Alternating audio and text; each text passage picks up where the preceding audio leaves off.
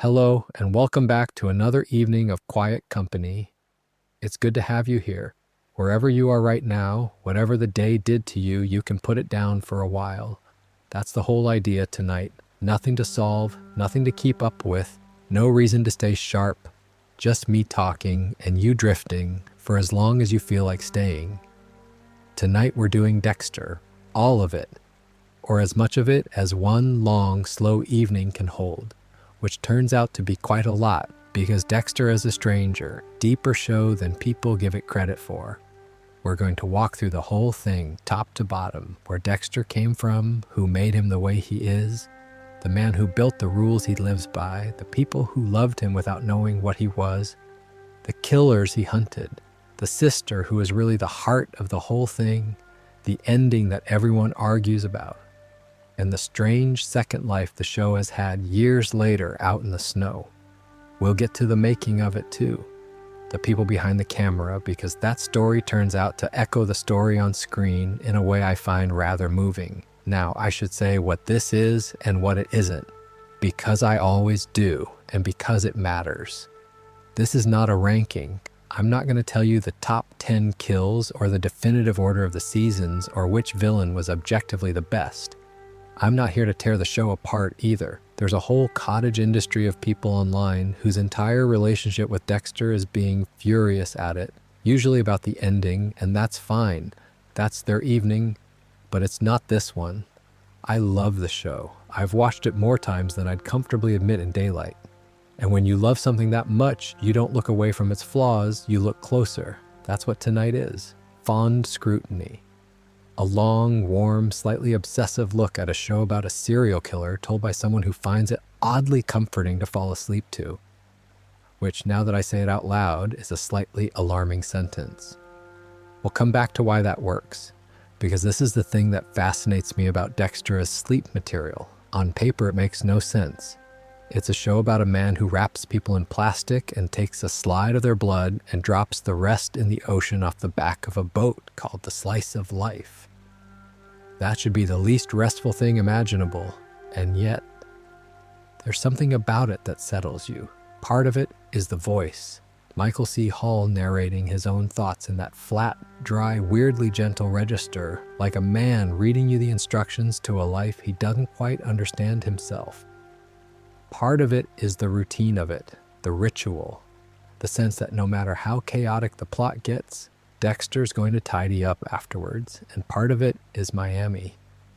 The show is drenched in this bright, warm, saturated light, all sunburnt oranges and swimming pool blues, and it makes even the grim parts feel like they're happening somewhere you'd quite like to be.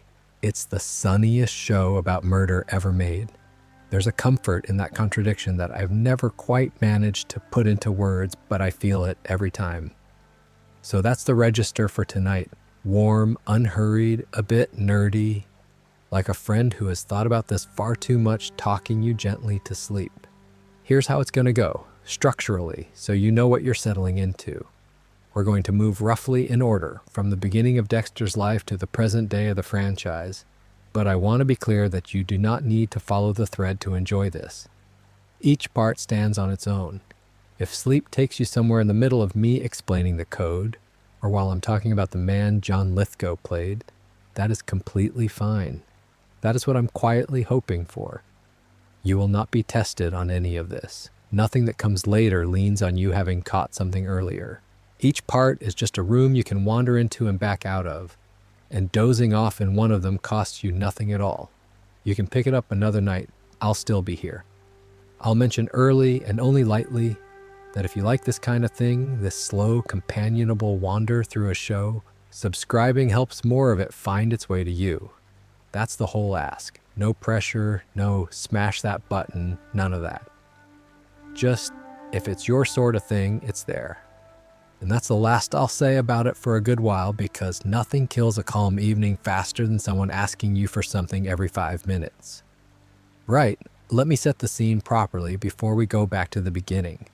Dexter ran for 8 seasons on Showtime, starting in 2006, and it was, for a good stretch there, one of the best things on television. It came from a series of novels by a writer named Jeff Lindsay, and it built itself around an audacious idea, which is this. What if the serial killer was the protagonist?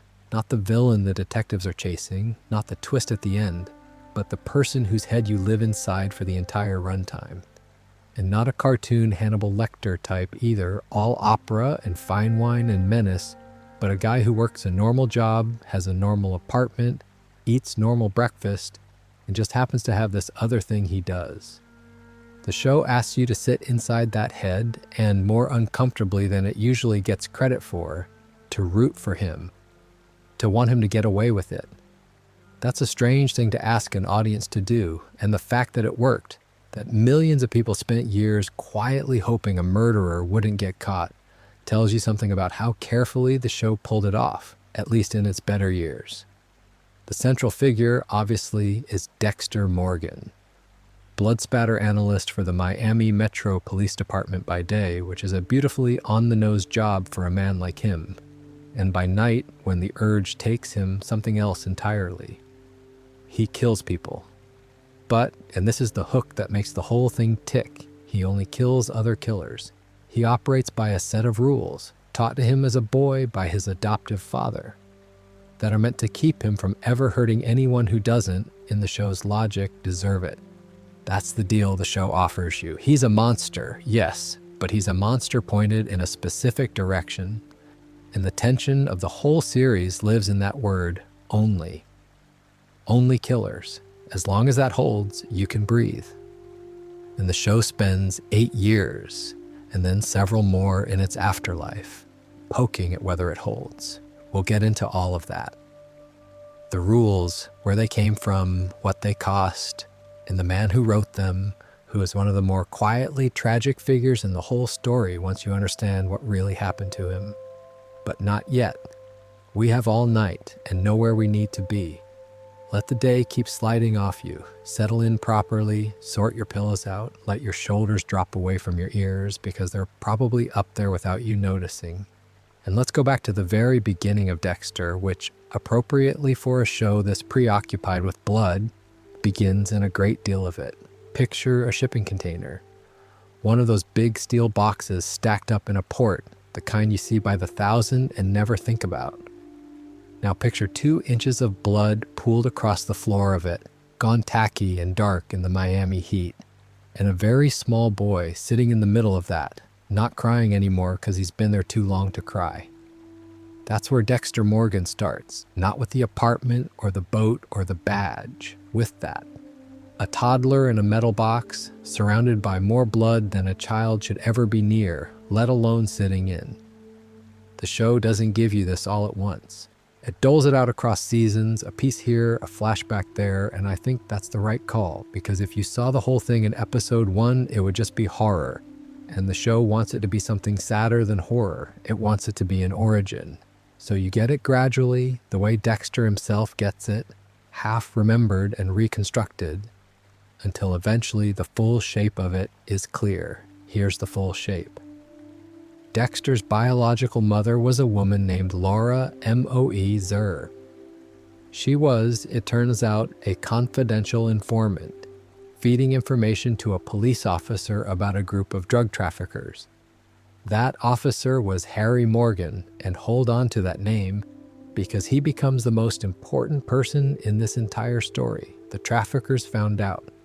And what they did to Laura M.O.E. Zur in front of her 2 young sons was take a chainsaw to her and to several other people, and then leave the 2 boys sitting in the aftermath, locked in that container in the blood for days. Days, not hours. The detail that always stops me is the sheer length of it. However long it takes for a small child's entire sense of the world to be rewritten, it was longer than that. One of those boys was Dexter, the other was his older brother Brian, and we are absolutely going to come back to Brian because what happens with him years later is one of the most devastating things the show ever does. But for now, just hold the image of 2 brothers in the blood. Harry Morgan is the one who found them. And Harry, for reasons the show spends a long time unpacking, made a decision. He took the younger boy home. He and his wife Doris adopted Dexter, raised him alongside their own daughter, and tried in their way to give him a normal life. The brothers were separated. Dexter didn't even remember Brian existed, didn't remember most of it consciously at all. The memory of the container went somewhere deep and stayed there, doing its quiet damage out of sight. Because here's what Harry started to notice as Dexter grew up. Something wasn't right. Not in a loud, obvious way, not a child pulling wings off flies in front of everyone, but in a colder, more careful way. There's a scene the show returns to again and again, one of its foundational flashbacks, and it involves a dog. The family had a neighbor's dog, or there was a dog around called Buddy, and Buddy went missing. And Harry, being a detective, found the grave. And when he confronted young Dexter about it, Dexter didn't panic or lie the way a normal guilty child would. He explained himself, calmly. He'd killed the dog, he said, because its barking was keeping his sick adoptive mother awake at night. There's a logic to it in a horrible way. A child's logic pointed in a monstrous direction. And then Harry, going back to that grave, realized the truly frightening part, which he puts to Dexter in that flat, careful way of his. There was more than just Buddy's bones down there. That's the moment Harry understands what he's raising. Not a troubled boy, something with a genuine structural need to kill, already finding outlets, already rationalizing, already good at staying calm about it. And most parents, most human beings, frankly, would recoil at that point, would seek help, institutions, doctors, distance. Harry does something else, and what he does becomes the entire engine of the show, but that's the next section, so I'll leave him standing at that grave for now, working out the worst realization of his life. What I want to sit with here is Dexter's own account of himself, because the show hands it to you right at the start, in the very first voiceover, and it's worth really hearing. He says his name, Dexter Morgan, and then he says he doesn't know what made him the way he is, but that whatever it was left a hollow place inside. He says people fake a lot of human interactions, and that he feels like he's faked them all, and that he fakes them very well, and that this is his burden. And then, and this is the bit that tells you what kind of show you're in, he adds, almost as a joke, that he doesn't blame his foster parents, that Harry and Doris did a wonderful job, but they're both dead now, and he says, I didn't kill them. Honest. That line does an enormous amount of work. It tells you he's funny in a dry way. It tells you he knows exactly what he is and isn't especially tortured about it, at least not yet. And it tells you the show is going to keep this tone, this weird lightness, sitting on top of dark material for the whole ride. The hollow place. He says it so plainly. There's a hollow place inside, and everything he does on the human side of his life, the girlfriend, the job, the small talk, the donuts he brings to the office, all of it is performance layered over that hollow.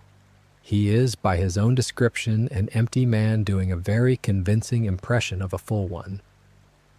Now, here's a thing worth knowing because it changes how you read the whole show, and it's the sort of behind-the-scenes detail I love. The Dexter of the television series is a bit different from the Dexter of the novels he came from.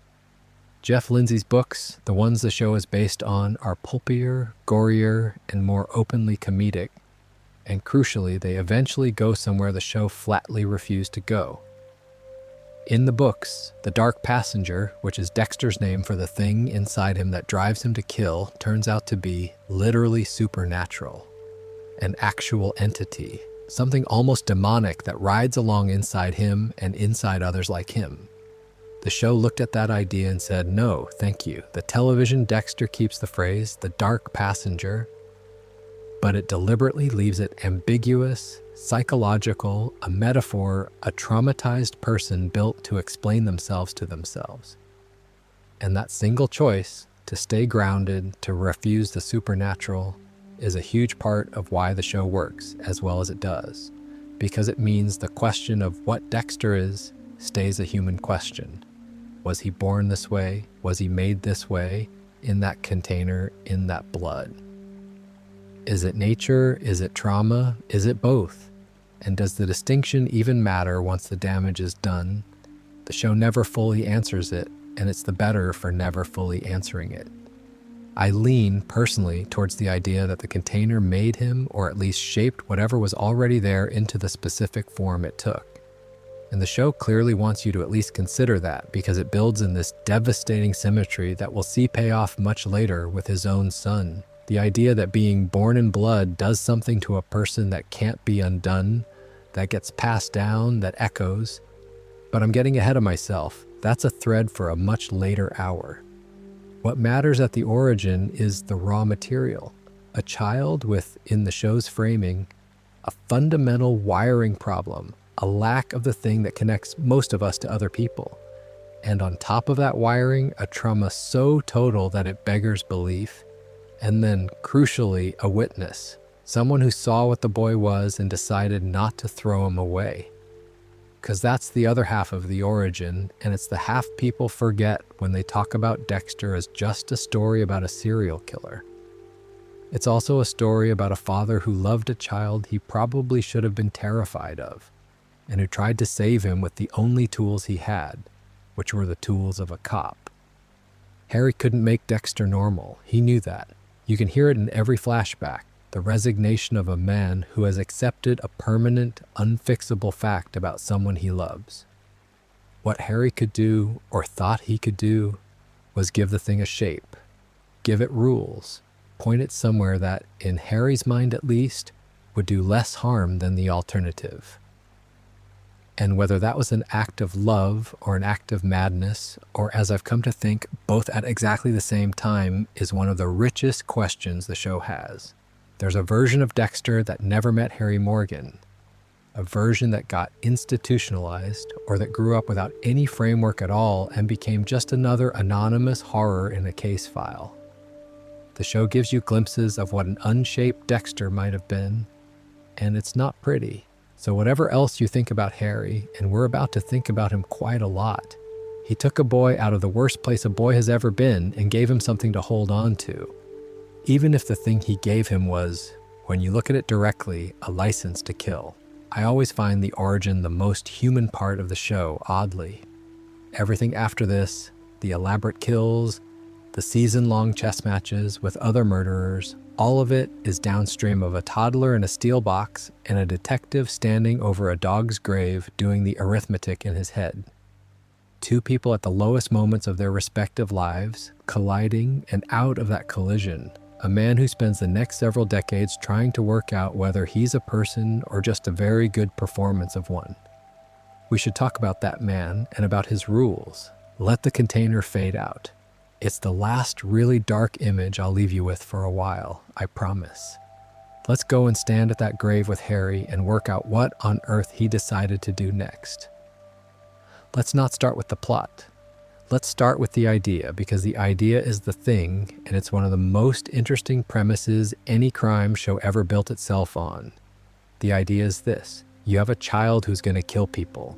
Not might, will. It's in him, whatever it is, and no amount of love or therapy or hope is going to take it out. That's the premise Harry Morgan is working from. He's not deluding himself that he can cure Dexter. He's a practical man, a homicide detective, someone who has spent his whole career looking at what people do to each other.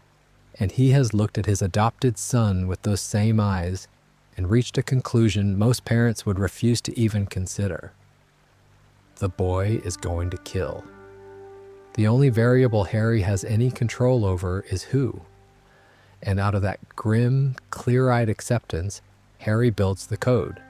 The code of Harry, as the show calls it, and as Dexter refers to it his whole life, like scripture, is a set of rules for killing. It sounds absurd when you say it plainly. A father teaching his son how to be a better murderer? And the show knows it sounds absurd, and it never quite lets you forget the wrongness of it, even as it makes you understand it. The code has two great pillars, and everything else hangs off them. Rule 1, don't get caught. Rule 2, only kill people who deserve it, which in Harry's specific formulation means only kill other killers. People who have taken lives and who have somehow slipped through the justice system. People the law can't or won't touch. Think about the elegance of it from Harry's point of view. He's a cop. He has spent years watching guilty people walk free on technicalities, watching murderers he knows are murderers go home because the evidence got thrown out, or a witness recanted, or the system simply failed. That's a specific kind of rage that builds up in a certain kind of policeman, the helplessness of knowing and being unable to act. And here he is, raising a boy who is going to kill regardless. So Harry does a terrible piece of moral mathematics. If the killing is going to happen anyway, why not aim it at the people the law failed to catch? Turn a curse into, in his mind, a kind of terrible public service. It's the reasoning of a man trying to salvage something usable from a catastrophe. The code isn't just those two rules, though. It's an entire operating system, and Harry teaches it to Dexter piece by piece over years. And the show shows you these lessons in flashback throughout its run, always with James Remar playing Harry, often just appearing at the edge of a scene like a memory Dexter can't switch off. And the lessons are wonderfully, chillingly specific. Be sure, be absolutely, evidentially sure the target is guilty, because the whole moral scaffolding collapses the moment you kill an innocent person. Control the scene. Leave no trace, because trace evidence is how people get caught.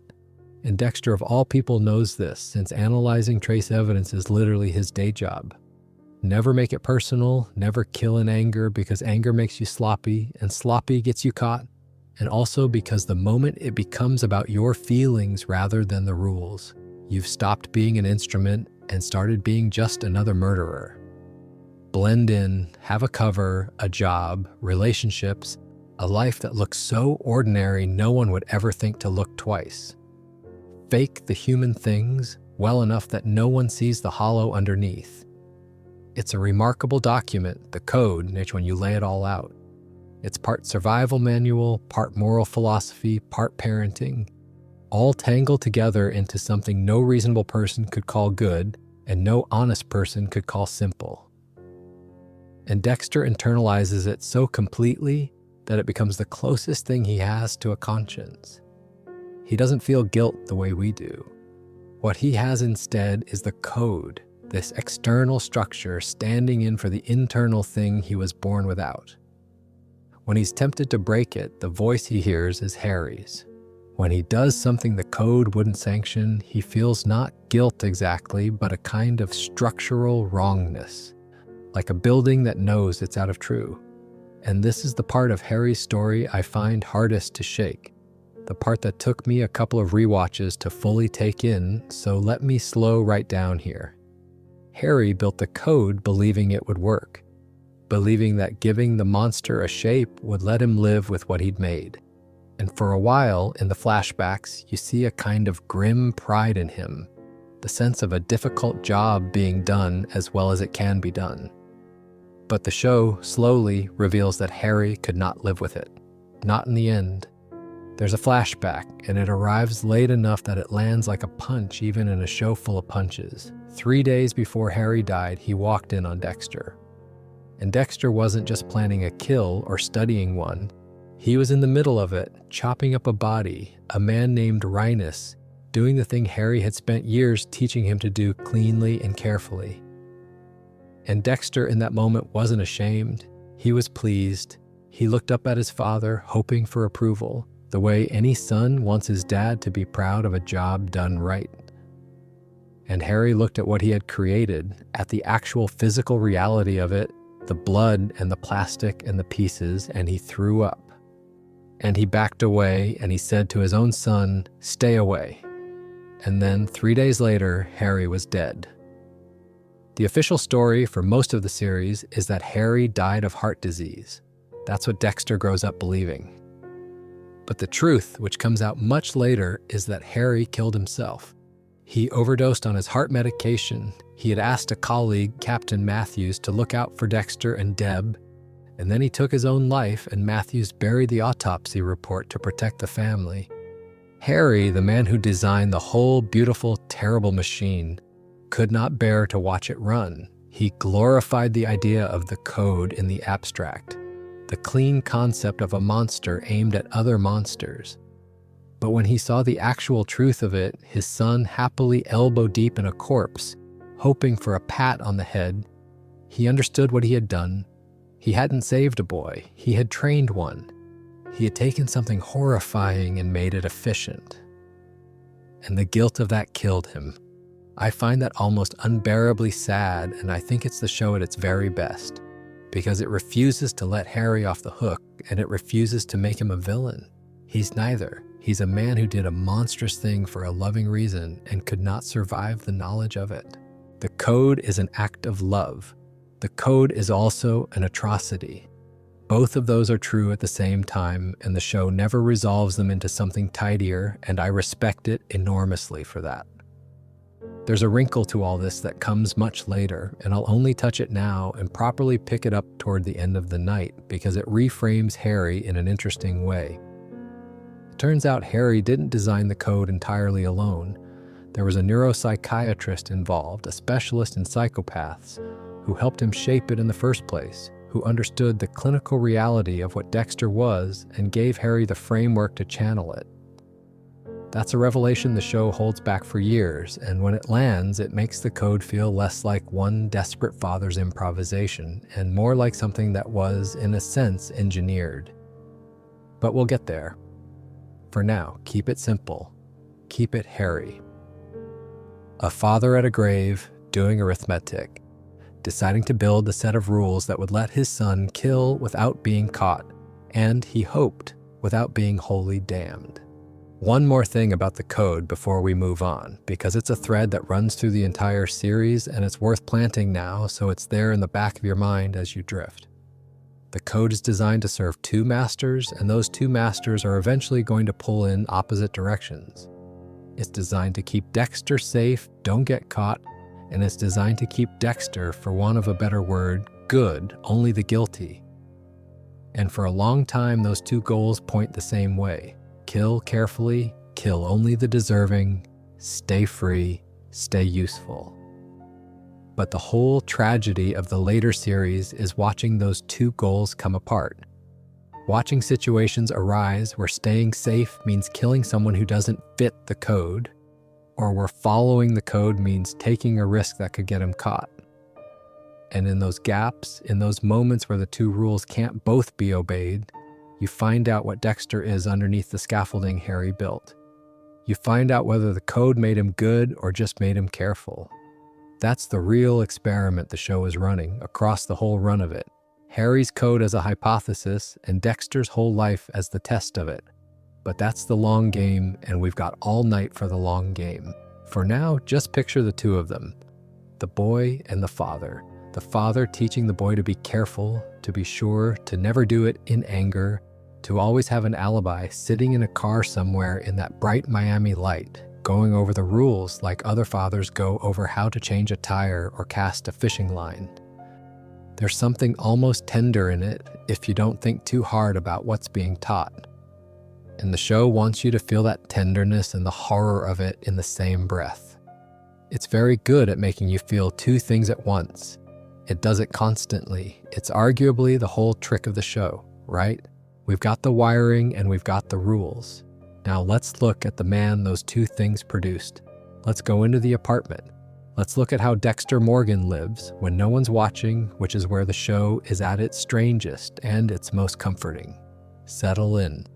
I want to start this one in the apartment because the apartment tells you everything. It's on the top floor of a 2-story block, the kind with an outdoor walkway and a swimming pool in the middle that everyone shares and no one seems to properly use.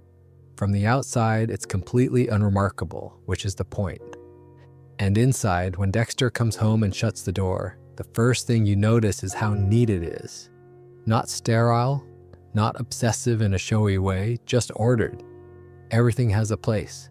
It's the apartment of a man who finds the world overwhelming in some low-level constant way and has responded by controlling the one small corner of it he can.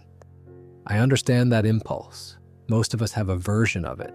Dexter's version just sits on top of something a lot darker, and then he goes to the air conditioning unit. And he takes off the front casing, and he reaches inside past where anyone would ever think to look, and pulls out a wooden box. And inside the box are glass slides, dozens of them, each one holding a single drop of dried blood. Trophies, one from every person he's killed. He takes out the newest one, holds it up to the light, looks at the little dark bead of someone's life, remembers, and then places it neatly alongside the others and puts the box back in the wall. That's the ritual at rest, the private version of it, and I find it one of the most quietly revealing things in the whole show, because think about it. Rule 1 of the code is don't get caught.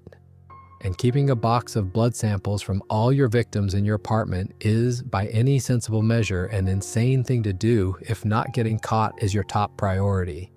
It's evidence. It's a confession in a wall. Any competent search would end him. And yet he keeps them because the need to have kept something, to have a record, to prove even just to himself that these things happened and meant something is stronger than the rule. The slides are the one place where Dexter is sentimental. They're the closest thing he has to a photo album. And that tells you there's something in there under the hollow that wants to hold on.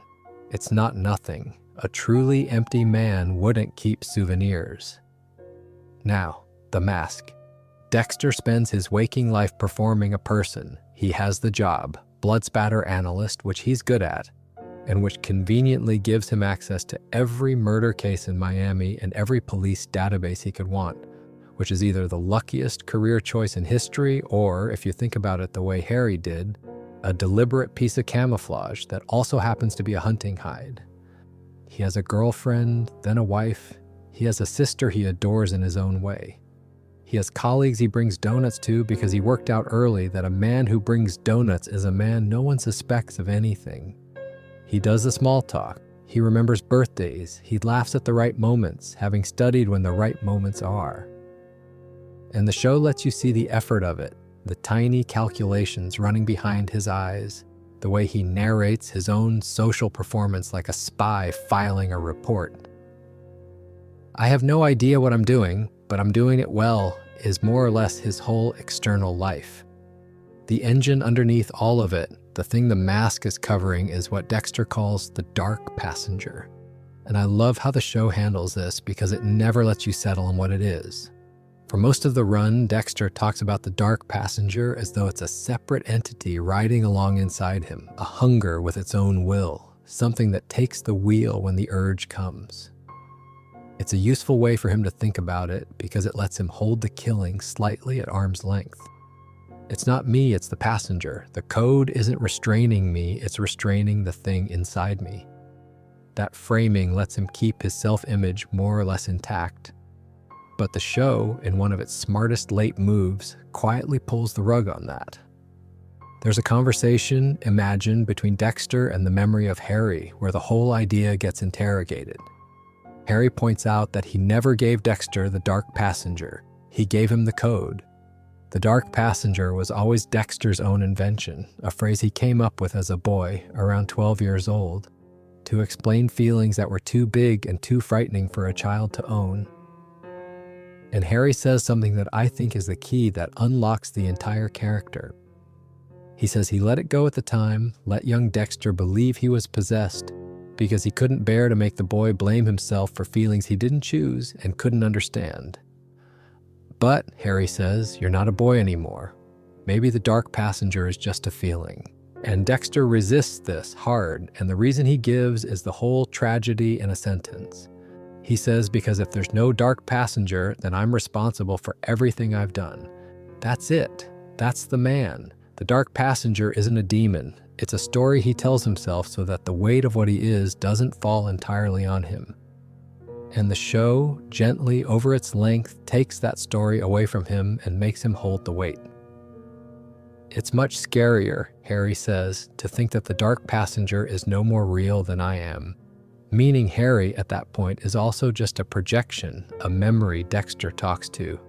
Two comforting fictions, the dead father and the inner demon, and the show is in the business of slowly dissolving both. There's a lighter beat in the same territory that I have to mention because it makes me smile every time.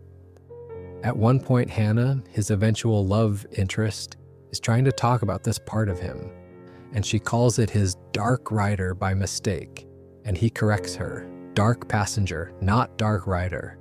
Even about this, the most fraught thing in his psyche, he's a bit of a pedant. It's a tiny moment, and it's completely human. And it's the show reminding you that this terrifying figure is also, on some level, a slightly awkward guy who cares about getting the terminology right. But let's talk about the ritual proper, the active version, because it's the show's signature and it's oddly the most soothing part of the whole thing to watch, which says something worrying about all of us, but let's set that aside. When Dexter has a target, someone he's vetted, someone he's absolutely certain fits the code, he doesn't just kill them. He performs a whole liturgy. He captures them, usually with a sedative, an animal tranquilizer to the neck. He brings them to a kill room he's prepared, and the preparation is meticulous, everything sheeted and taped in plastic, floor to ceiling, so that not a drop escapes and nothing of him is left behind. He strips the room of anything of himself and fills it, often with evidence of the victim's own crimes, photographs of the people they killed, arranged so it's the last thing they see. And then there's the speech. The victim wakes, bound to a table in plastic, and Dexter talks to them.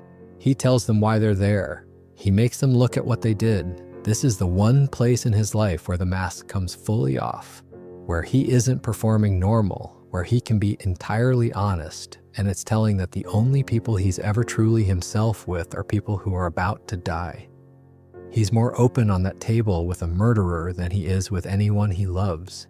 And then the cut, the single controlled cut, a slide of blood taken as the trophy, and the body carved up, bagged, weighted, and taken out on the slice of life to be dropped into the Gulf Stream where it will never be found. Tidy, complete, a whole grammar of murder, the same every time, and the sameness is the comfort, both for him and disturbingly for us. No matter how out of control the surrounding story gets, the ritual holds. It's the one fixed point. I think that's a lot of why the show works as sleep material, now that we've spread it all out. It's about a man imposing absolute order on chaos. The neat apartment, the labeled slides, the plastic-sheeted room where everything is controlled and nothing is left to chance. There's a part of the brain, especially a tired brain at the end of a long day, that finds the sight of total order deeply, almost primally calming, and never mind what's being ordered. Dexter tidies up. That's the through line of his character underneath all the horror. He tidies up. And there's a strange peace in watching someone tidy up, even when what they're tidying is unspeakable. We'll come back to what happens when the ritual breaks, when he kills in anger, when he takes a slide of someone who didn't quite fit, because those cracks are where the drama lives. But for now, if you're still with me, just picture the box going back into the wall, the casing clicking into place, the apartment quiet and ordered, a man who feels almost nothing sitting at his desk, at peace for exactly as long as the tidying holds. Now let's talk about the one person who ever reached him. Not a lover, his sister. If you ask me what Dexter's about, underneath the plastic and the slides and the whole serial killer apparatus, I'd say it's about these two. Dexter and Deborah, brother and sister, not by blood, by the accident of Harry bringing one of them home, and the strange, real, deeply complicated love between them is the thing the whole 8-year machine is quietly built around. Everything else is scaffolding. Deb is load-bearing. She's introduced as a vice cop, undercover as a prostitute in the pilot, which is a very Deb way to be introduced. Foul-mouthed and frustrated and desperate to be taken seriously by a department that keeps her boxed into work she's outgrown. Jennifer Carpenter plays her, and I want to just take a moment to appreciate that performance because it's the most emotionally exposed thing in the entire show. Michael C. Hall's job as Dexter is to be closed, controlled, a surface.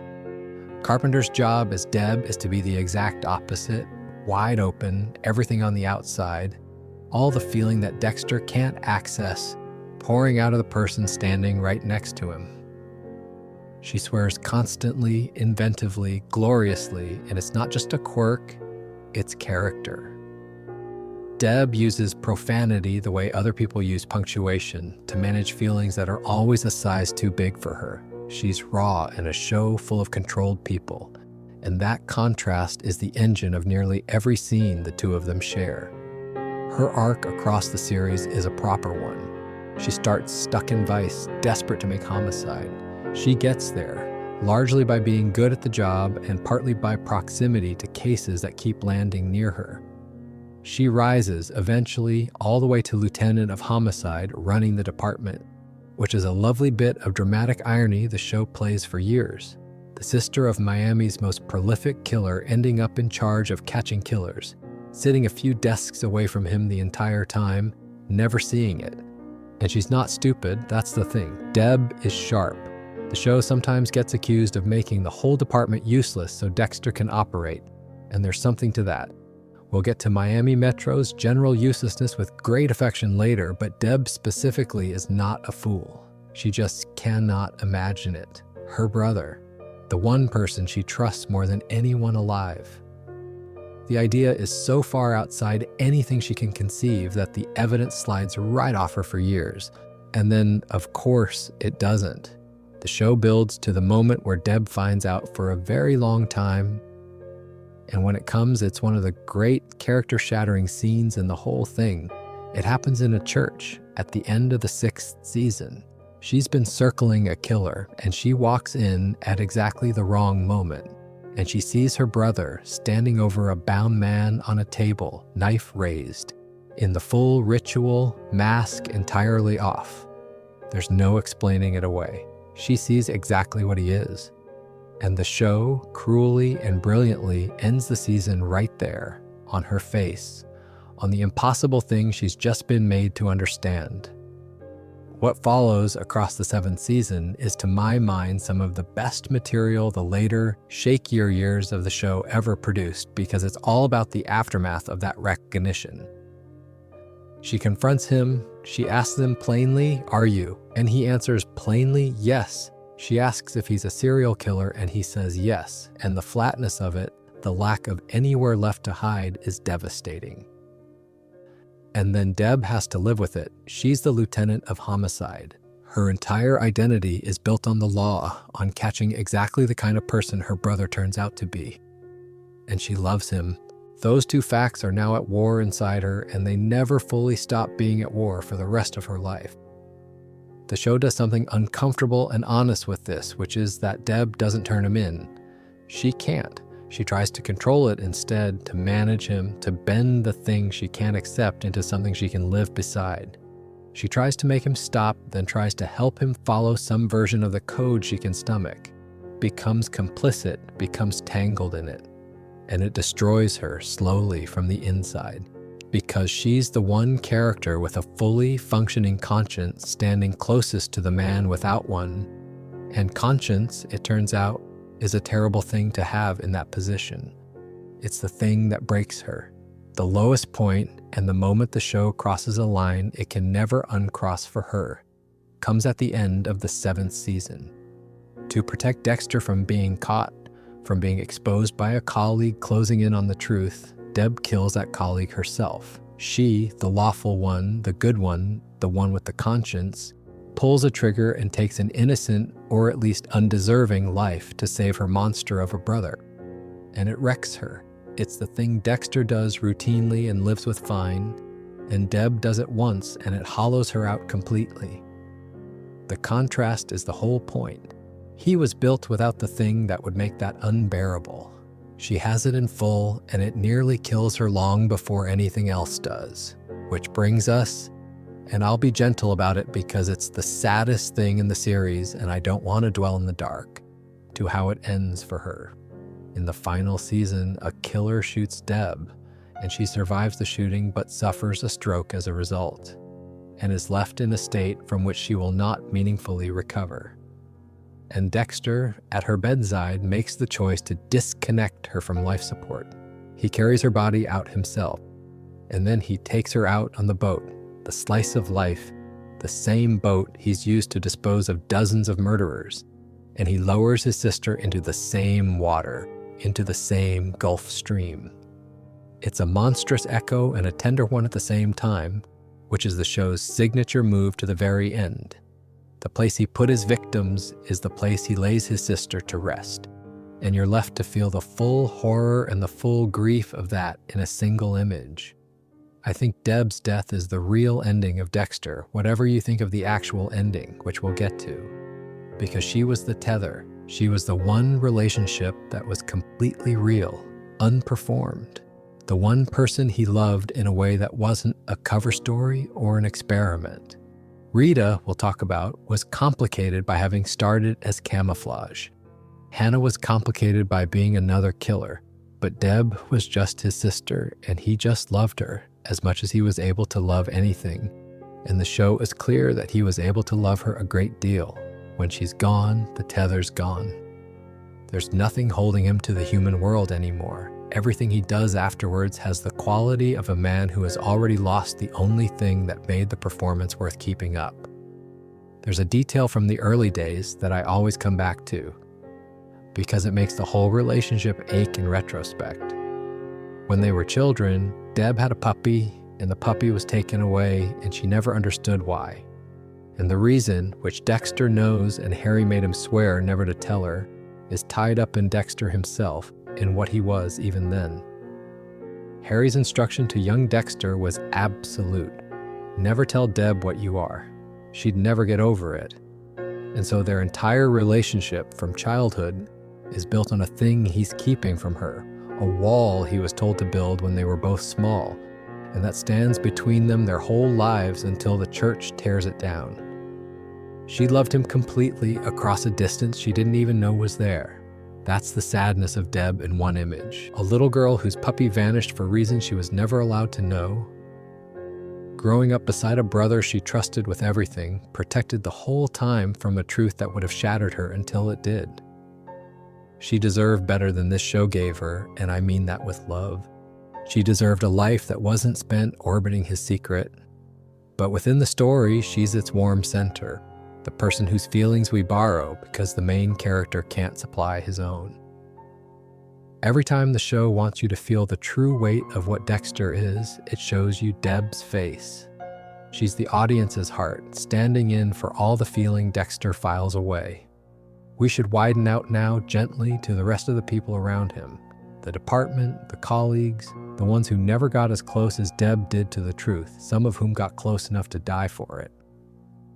Let's go to Miami Metro, the department Dexter hid inside in plain sight for all those years, and let me introduce them with the affection they're owed. Let me be affectionate about this from the start, because I'm about to be a bit unkind and I don't want you to mistake it for contempt. Miami Metro Homicide is, in any real world, one of the least effective investigative units ever put on screen. They work alongside a prolific serial killer for years. He leaves the department, comes back, leaves again, and takes trophies from his victims that are literally stored in a box. And it takes the better part of a decade and an improbable run of luck for anyone to even get warm.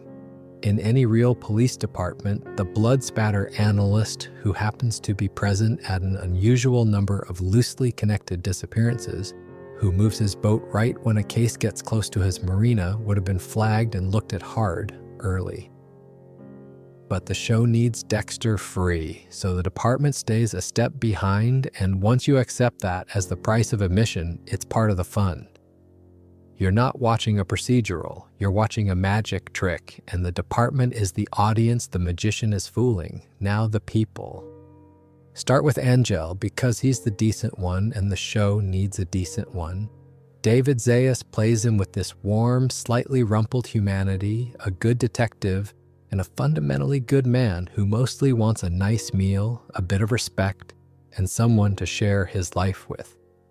Batista is the closest thing the department has to a moral baseline, the guy whose reactions tell you what a normal person would feel about all this. He's not brilliant in a flashy way, he's just steady and kind and persistent, and it's telling that he's one of the very few characters to survive the entire franchise. He's still around years later, still working, still fundamentally himself. The universe of this show is brutal to almost everyone, and Batista walking through all of it more or less intact feels like the writer's quiet vote of confidence in ordinary decency. I've always liked him for that. He's the one you'd want to have a drink with. Then there's Vince Masuka, the forensics specialist who is the comic relief and who I have complicated feelings about, because in the early years his humor is a lot and it hasn't all aged gracefully. But underneath the endless crude jokes, there's a skilled scientist who is, quietly, extremely good at his job. And the show occasionally remembers this and lets him have a real moment. And those moments land precisely because he spends so much of his time being ridiculous. Masuka is the pressure valve. In a show this dark, you need someone to break the tension, and he's it. He's the class clown of the morgue, and every workplace, even a fictional one full of murder, needs its class clown or the whole thing becomes unbearable. Now, Maria LaGuerta. She's more interesting than she first appears. She starts as something close to an obstacle, the ambitious lieutenant playing politics, and over the years she deepens into something more tragic. Her defining trait is loyalty, fierce, stubborn loyalty to the people she believes in, and it's ultimately what dooms her. She believes in James Dokes, and we'll get to Dokes in a second because his fate is one of the show's great cruelties.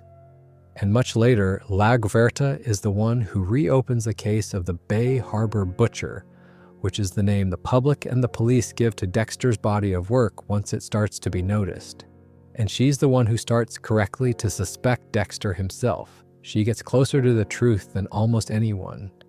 And her reward for being right, for her good instincts and her loyalty, is to be killed for it. She dies because Deb pulls a trigger to protect Dexter, which we've already touched on. LaGuerta is essentially punished by the story for being competent. There's something almost bleakly comic about it. The one senior officer whose instincts are correct is eliminated precisely because her instincts are correct. In any real investigation, she'd have been the hero. Here, she's a loose end, which brings me to Sergeant James Dokes, and I have to slow down for Dokes, because he's the one the show did dirtiest, and I love him for it. Eric King plays him with this coiled, furious intensity, and Dokes has one defining quality. He is the only person in the entire department whose instincts about Dexter are correct from almost the very beginning. He looks at Dexter and something in his gut goes off. He can't articulate it, he can't prove it, but he knows in the wordless way that good cops sometimes know things, that this pleasant, donut-bringing lab guy is deeply, fundamentally wrong. And he says so, repeatedly. He follows Dexter, he watches him, he tells anyone who'll listen that there's something off about Morgan. And everyone dismisses him as paranoid, as having a grudge, as the angry guy who won't let it go. He is the boy who cried wolf, except there is an actual wolf, and it's standing right there bringing everyone donuts. His catchphrase, delivered with this magnificent venom, is "Surprise, motherf," and it became iconic. But the tragedy underneath it is that Dokes is right, and it destroys him anyway. Because Dexter, cornered, does something monstrous. He frames Dokes. He arranges the evidence so that Dokes takes the fall for the Bay Harbor Butcher, so that the one man who saw through him becomes the prime suspect for his crimes. And Dokes dies.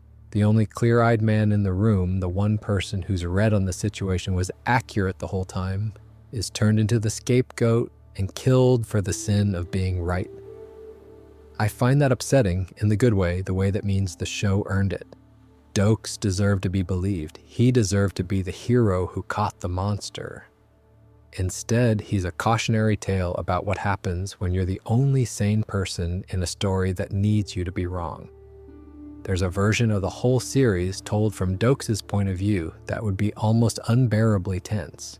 The honest cop slowly closing on a killer who is always one impossible step ahead, and the show gestures at that version and then breaks your heart with it.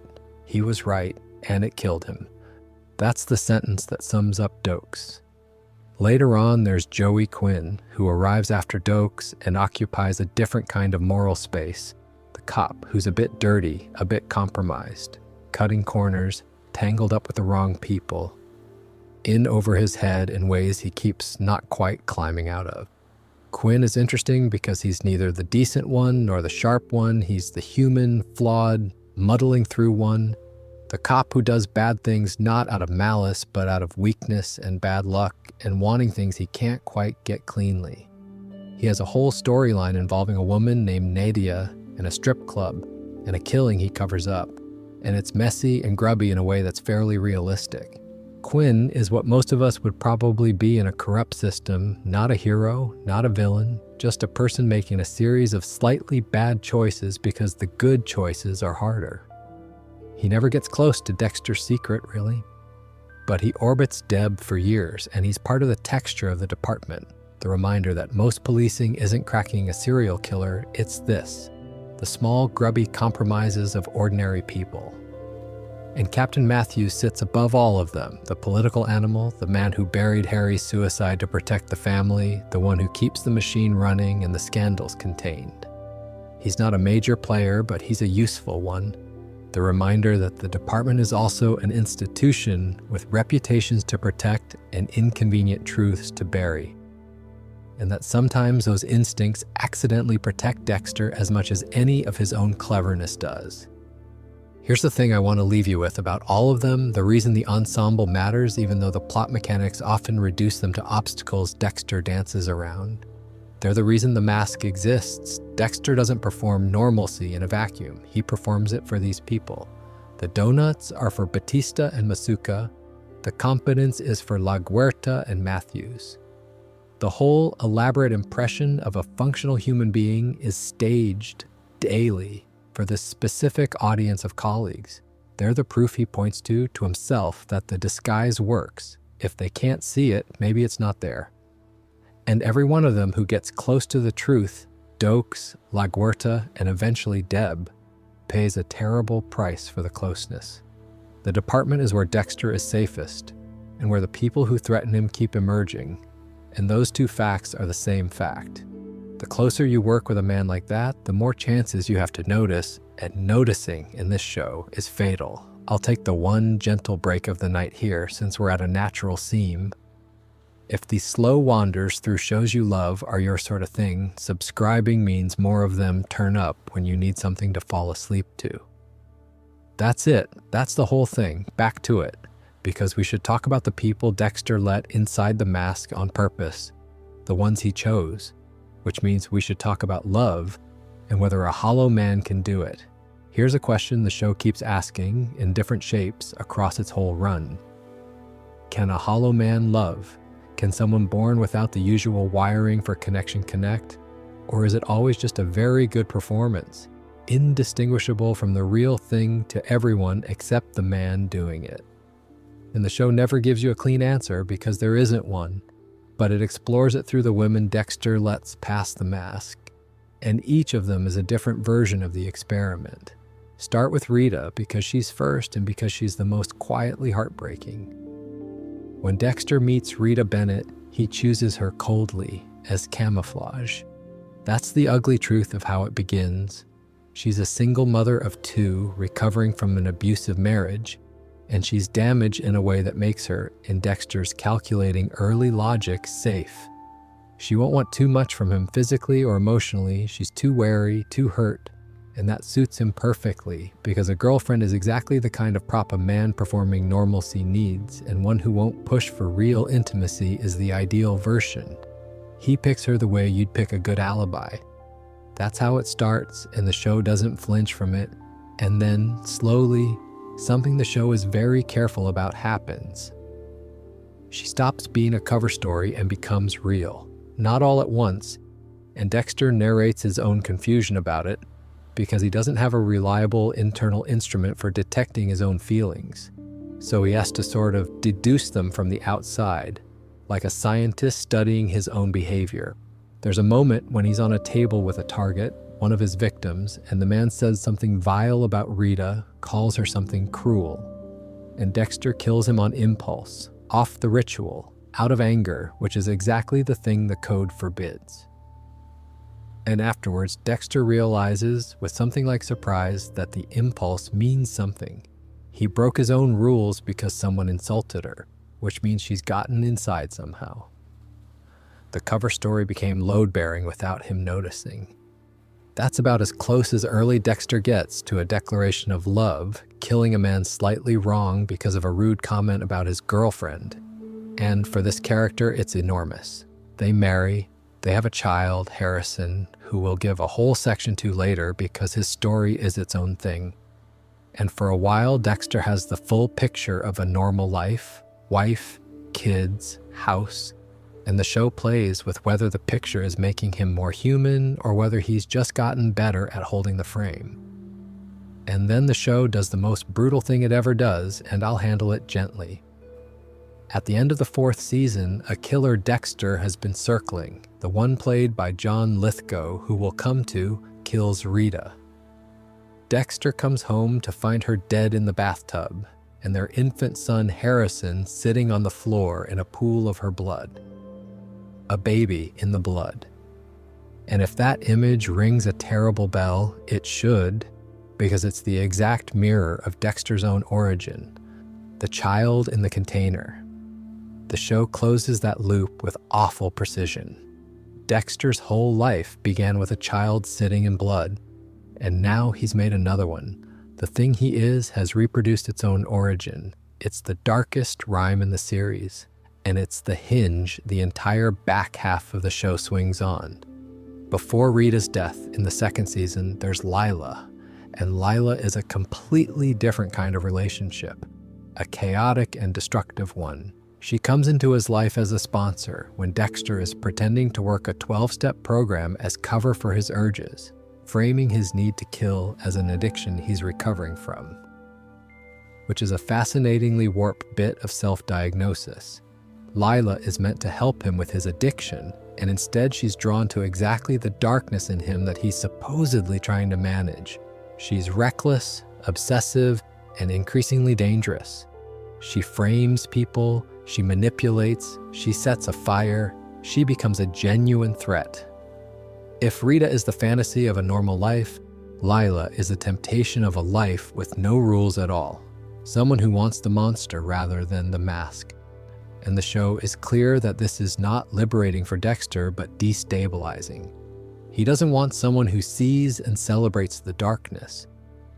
It turns out he wants, or thinks he wants, the ordinary thing Rita represents. Lila is the road not taken, and the show makes it a road you're relieved he doesn't take. Then, in the 5th season, in the wreckage after Rita's death, there's Lumen. And Lumen is unique among these relationships because it isn't really romantic, or it's romantic in a way that's beside the point. Lumen Pierce is a survivor. She's been through something horrific at the hands of a group of men, a ring of them, who kidnapped and tortured and murdered women. And she survived when the others didn't. And Dexter finds her in the aftermath, and instead of a lover or a cover story, she becomes something the show hadn't tried before, a partner. He helps her hunt the men who hurt her. They do it together. And for a while, Dexter isn't alone in the ritual. There's another person beside him who understands the need for it, not because she's a monster, but because she was made to want vengeance by what was done to her. And the show does something lovely and sad with Lumen, which is that once the vengeance is complete, once the last man is dealt with, her need for it simply fades. Her darkness was situational, a response to trauma, and when the trauma is answered, it lifts. And she can feel it lifting, and she knows what it means, which is that she can't stay with Dexter because his darkness isn't situational, it's permanent, and she's no longer his mirror, so she leaves, peacefully, healed in the way he never can be. It's one of the only gentle exits anyone gets from Dexter's life. And I think it's because Lumen is the one who proves that the darkness can be temporary for some people, which quietly underlines that for Dexter it never will be. She got better. He can't. Watching her go is watching him realize that. And finally, in the last 2 seasons, there's Hannah Mouquet, and Hannah is the culmination of the whole experiment, because Hannah is a killer too. Yvonne Strahovski plays her, and she's a poisoner, someone with her own history of killing, and for the first time, Dexter is in a relationship where he doesn't have to perform anything. She knows what he is, he knows what she is. There's no mask to maintain, no cover story, no part of himself he has to keep in the wall with the slides. It's the most honest relationship he's ever had, and it's with another murderer, which tells you something bleak about how honesty works for a man like Dexter. The only person he can be fully truthful with is someone as compromised as he is. They plan to run away together to Argentina to build a life where they don't have to hide. The two of them and Harrison, a family of the damaged and the dangerous trying for something like domesticity. And it doesn't happen for reasons the ending gets into. And Hannah eventually leaves with Harrison. And years later, in the show's afterlife, we learn she died of cancer off-screen, which is its own quiet tragedy. The one person who fully accepted Dexter dying far away without him. 4 women, 4 experiments, and no clean result. Rita, who became real by accident and paid for it with her life. Lila, the chaos he didn't want. Lumen, the mirror who healed and left. Hannah, the equal he could finally be honest with. And through all of them, the same unanswered question hums along. Was any of it love in the way you and I mean the word, or was it always a hollow man running very sophisticated software? I've gone back and forth on it over the years, and where I've landed is that the question is a bit of a trap, because the show is smarter than a yes or no. What Dexter feels for these women is real to the extent that it changes what he does. He breaks his rules for them, he grieves them, he risks everything for them. Whether the feeling behind those actions matches the feeling you'd have, we can't know because we're not inside the hollow. But the actions are real. Maybe that's all love ever is from the outside. Maybe the show is quietly suggesting that the difference between real love and a perfect performance of it might not matter, if the performance is total and lasts a lifetime and costs you everything. I don't know, it's a good thing to drift off wondering about. Now let's turn to the ones he hunted, because for all the love and the domesticity, the spine of each season was a killer, a dark mirror held up to Dexter. And the gallery of them is remarkable.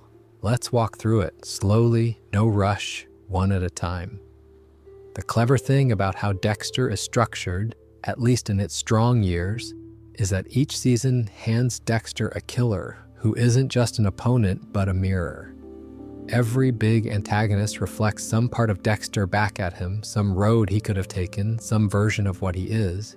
And the season is really about him looking into that mirror and deciding what he sees. I want to walk through them like a gallery tonight, slowly, one portrait at a time. No ranking, no which was best, just a look at each.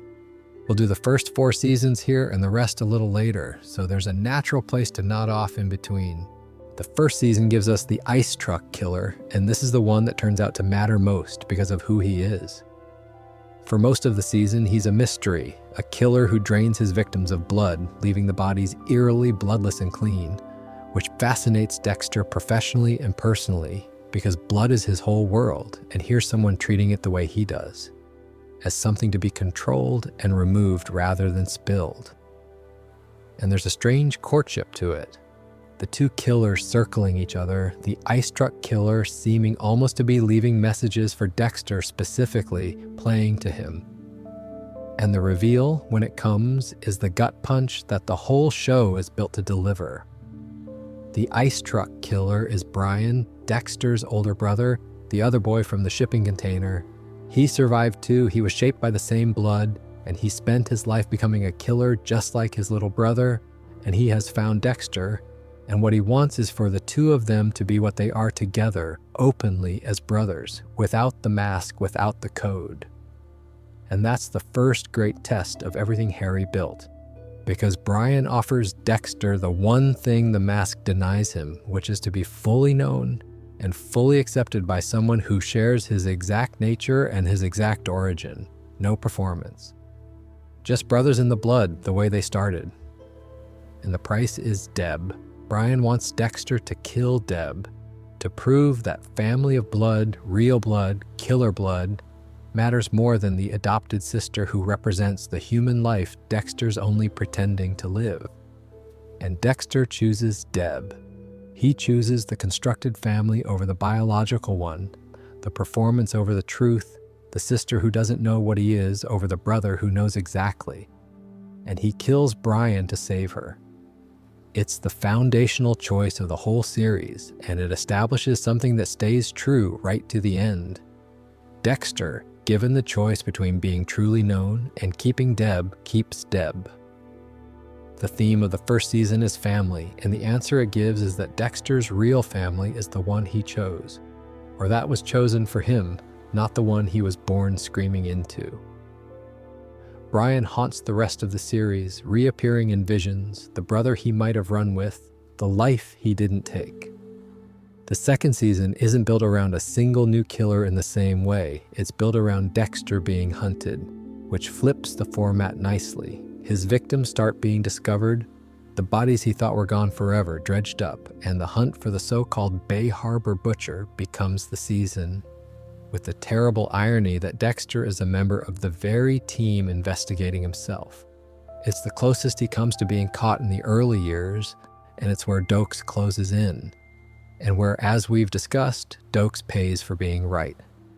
And it's where Lila circles. The mirror in the second season isn't a person so much as a possibility, the possibility of exposure, of the mask coming off not by his choice but by discovery. Needs review. It's a season about the walls closing in and about how far Dexter will go to keep them from closing, which turns out to be very far indeed, all the way to framing an innocent man and letting him die. The third season gives us Miguel Prado, played by Jimmy Smits, and this one's theme is friendship, which is a thing Dexter has never really had, a real one, an equal, a peer. Needs review.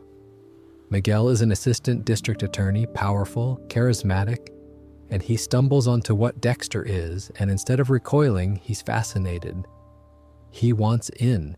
He wants to be Dexter's partner, his friend, his fellow traveler, to learn the code and kill alongside him. And for a while, Dexter is seduced by it, because the loneliness of what he is runs deep.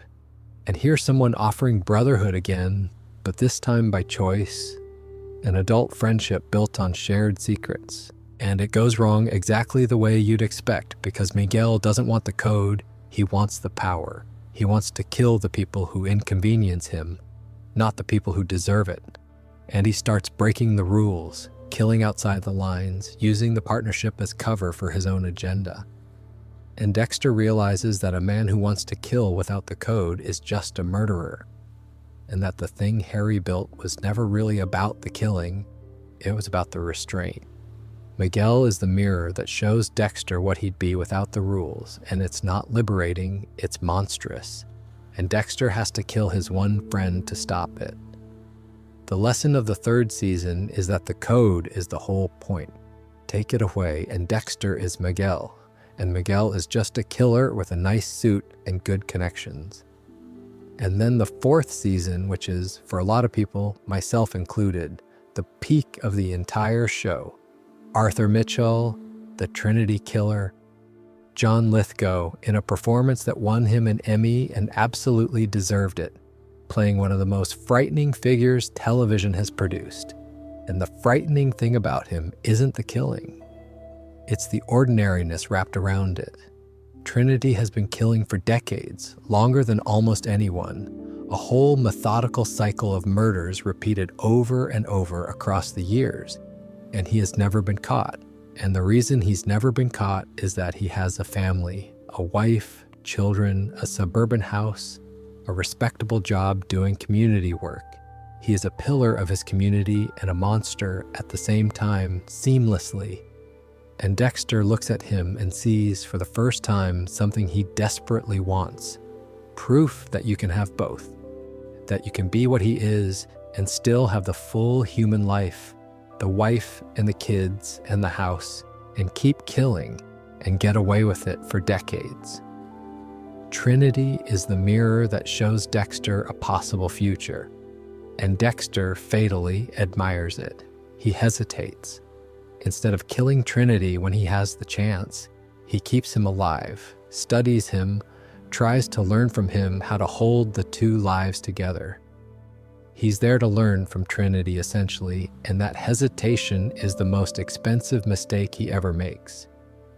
Because the truth about Trinity, which Dexter learns too late, is that the family isn't proof the two lives can coexist. The family is a prison of terror. Trinity's household lives in fear of him. The perfect suburban picture is a nightmare held together by dread. The two lives don't coexist. One is devouring the other, and the wholesomeness is a mask over rot. And by the time Dexter understands this, it's too late. He kills Trinity, finally, in the finale, in a scene that should be a triumph. And then he goes home, and Rita is dead in the bathtub, killed by Trinity before Dexter got to him, and Harrison is sitting in her blood. The hesitation, the admiration, the desire to learn how to have it all cost Dexter the very thing he was trying to protect. The season about wanting the whole life ends with the whole life destroyed, and the child in the blood, and the loop of the origin snapping shut. It's the best the show ever was, and it's where, arguably, everything afterwards becomes about the damage this moment did. Steve Schill directed that finale and won an Emmy for it, and you can feel why it's as controlled and devastating an hour as the show ever made. 4 seasons, 4 mirrors, the brother who wanted him to drop the mask, the hunt that nearly tore the mask off, the friend who wanted the power without the rules, and the family man who made Dexter believe he could have everything right before taking everything away. Let that gallery sit for a while. We'll walk through the second half of it a bit later. For now, rest your eyes. We left the gallery halfway through, so let's pick it up gently. The back half of the show is more uneven than the front half, and I won't pretend otherwise. We'll talk properly about why the later seasons wobble when we get to the making of the thing. But even in the shakier years, there are antagonists worth sitting with, and a couple of them are excellent. The 5th season is the Lumen season, so its antagonists are really the men she's hunting. That ring of predators, and at the center of them a self-help guru type named Jordan Chase, a man who sells motivation and empowerment to crowds while secretly orchestrating the kidnapping and torture of women behind the polished public face. There's a theme the show returns to a lot, and it's here in Jordan Chase. The respectable exterior over the rotten interior, the man the world admires who is, underneath, the worst kind of monster. It rhymes with Trinity, the pillar of the community who's a horror, and it rhymes forward, too, with things to come. But the 5th season isn't really about the mirror in the way the great seasons are. It's about the partnership with Lumen, which we've covered, the brief period where Dexter isn't alone in it. The villains are more functional than reflective, a group to be worked through, and the emotional weight is all on Lumen's healing rather than on Dexter seeing himself in the enemy. It's a season of recovery after the catastrophe of Rita's death, and it's gentler than its premise suggests, and it ends with a rare, peaceful goodbye. The 6th season is the one people are hardest on, and I understand why, though I'll defend a little of it. It's the religion season. The antagonist is Travis Marshall, played by Colin Hanks, a young man drawn into a series of elaborate, grotesque killings staged as tableaus based on the Book of Revelation, all apocalyptic imagery and ritual and doom. And Travis is working under the influence of a professor named Geller, played by Edward James Olmos, a fire and brimstone religious zealot who seems to be directing the whole Doomsday Project. The season's big twist, and it's a twist a lot of viewers saw coming from a long way off, which is part of why the season gets criticized, is that Geller isn't real.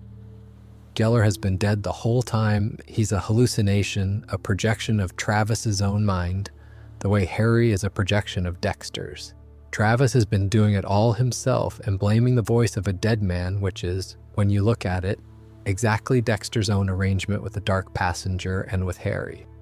So the mirror is there. It's a good mirror, a man committing atrocities, while attributing them to a figure who isn't real, which is precisely Dexter's psychological setup. The problem is mostly in the execution. The religious themes get heavy-handed, and the twist arrives late and telegraphed. But conceptually, Travis is a real reflection of Dexter, and the season's true importance isn't Travis at all. It's the final scene when Deb walks into that church and sees her brother mid-kill, and everything changes forever. The sixth season's lasting contribution isn't its villain, it's its cliffhanger. The seventh season is a strong recovery, and its antagonist is an interesting one, Isaac Sierko, played by Ray Stevenson, a high-ranking figure in a Ukrainian crime organization, the Koshka Brotherhood. Isaac comes to Miami hunting Dexter for killing one of his men, and what makes him work is that the show slowly turns him from a threat into something almost sympathetic. Isaac is a man of honor in his own brutal world, intelligent, disciplined, grieving, and the cat and mouse between him and Dexter develops a mutual, wary respect. Isaac isn't a mirror of Dexter's darkness so much as a mirror of his loneliness, a man defined by a loss he can't openly mourn. And there's a strange melancholy to their relationship that elevates the whole season. But the seventh season's real engine isn't Isaac at all, it's Deb, now knowing the truth, and the impossible position she's in, and Hannah arriving, and La Guerta closing in on the Bay Harbor butcher case, all of which we've touched on. Isaac is the season's antagonist on paper, but the season's true subject is what it costs Deb to know, and it ends with her paying the worst price of all, killing La Guerta to save him. And then the eighth and final season of the original run, which brings us back around to where we started tonight, to the code and where it came from.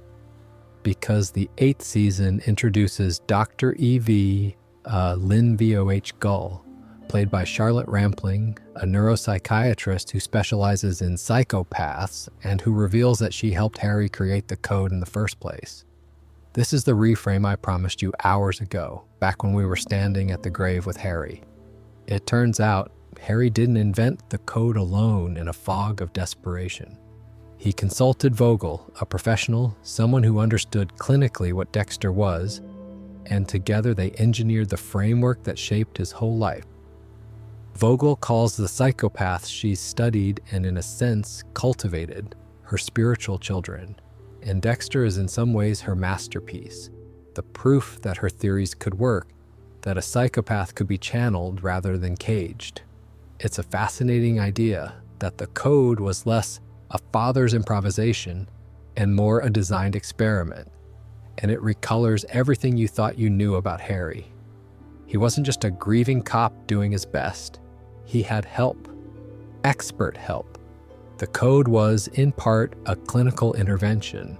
The season's actual killer is a figure called the brain surgeon, who removes pieces of his victims' brains and who turns out to be connected to Vogel in an intimate and painful way, a product of her past, another of her children gone wrong. And I won't map every beat of it because the eighth season is widely, and I think fairly, considered the weakest of the run, the place where the show's engine started to seize up. But the important thing, the thing that matters for the whole shape of the story, is that the brain surgeon is the one who shoots Deb, setting in motion the stroke and the loss and the terrible choice at her bedside that we've already sat with. The final season's villain exists in the end, mostly to take Deb away, which is the loss the entire series was quietly built to deliver. So there's the full gallery, 8 seasons, 8 reflections, the brother, the hunt, the friend, the family man, the predator behind the podium, the false prophet, the honorable enemy, and the doctor who helped build him. And what strikes me, laying them all out end to end like this, is how consistent the show's real interest was, even when the quality wobbled. It was never really about the killers, it was about what Dexter saw when he looked at them. Every single one of them showed him a version of himself, and every season was him deciding, again, what to do with the reflection. Keep the mask or drop it, keep the code or break it, be known or stay hidden, have the whole life or protect the people in it. The mirrors changed, the question never did. We've spent a lot of the night on the people around Dexter and the people he hunted. But there's one person we've kept setting aside, promising to come back to, and now's the time, because he's the future of the whole thing and he's the show's oldest fear made flesh. the child in the blood, Harrison. Let's talk about the son.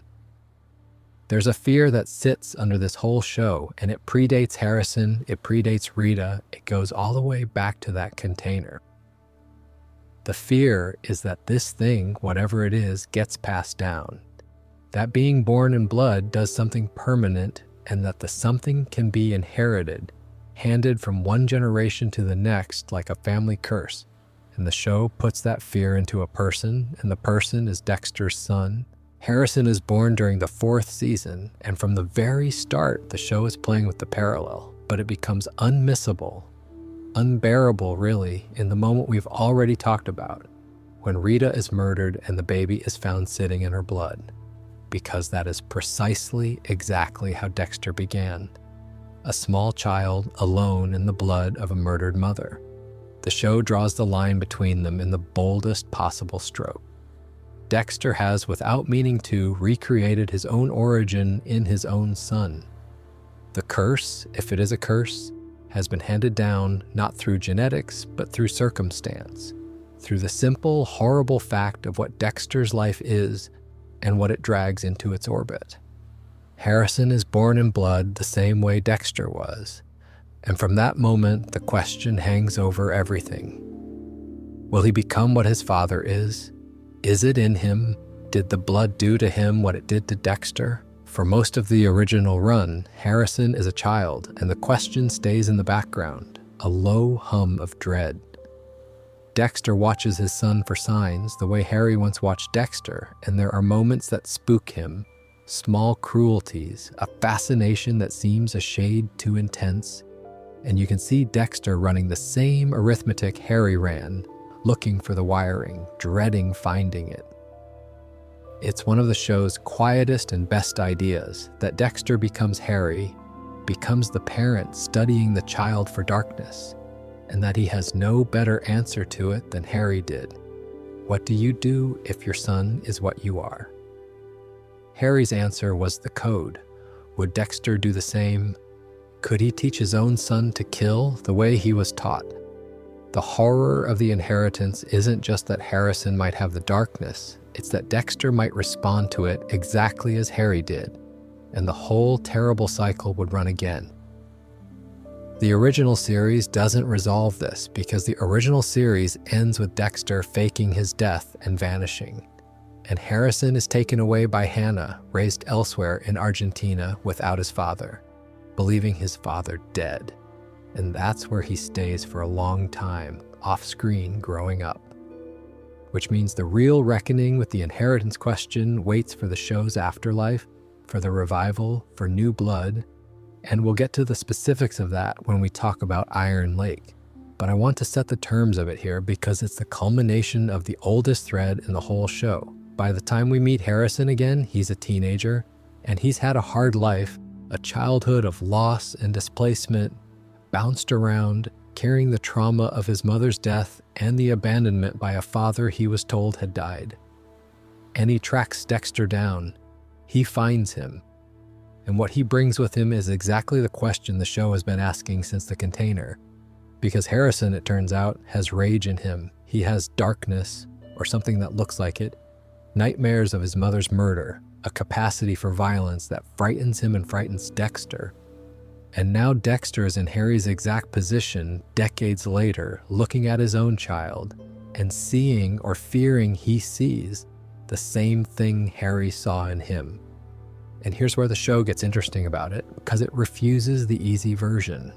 The easy version is that Harrison is simply Dexter reborn, the curse confirmed, the blood telling. But the show complicates it.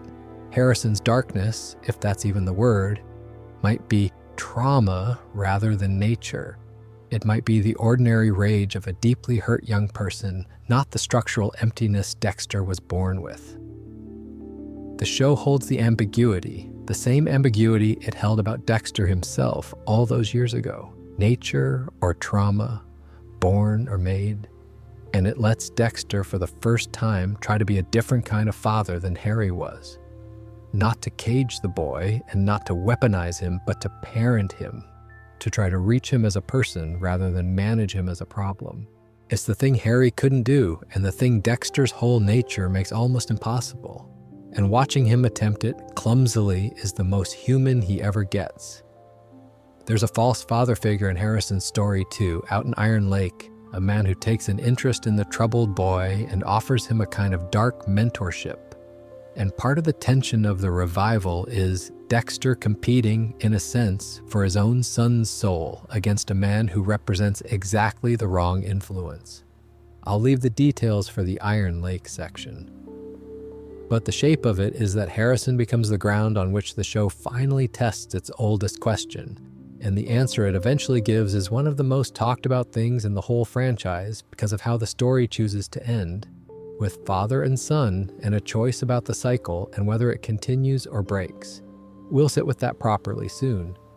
What I want to leave you with here, in the quiet, is the sheer sadness of the inheritance as an idea. Dexter never chose to be what he is. It was done to him, in a steel box, when he was too small to have any say.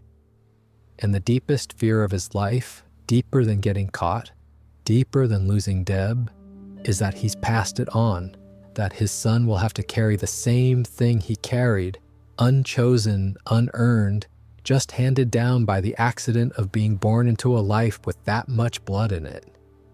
There's something almost unbearably tender under all the horror of it, a father who is barely capable of love, terrified above all else that his child will inherit his emptiness. It's the most relatable Dexter ever is. Strip away the killing, and it's just a parent afraid their child will turn out like them, afraid the worst parts of themselves are already written into someone they love. Most parents feel a version of that. Dexter's version just has blood in it, the way everything in his life has blood in it.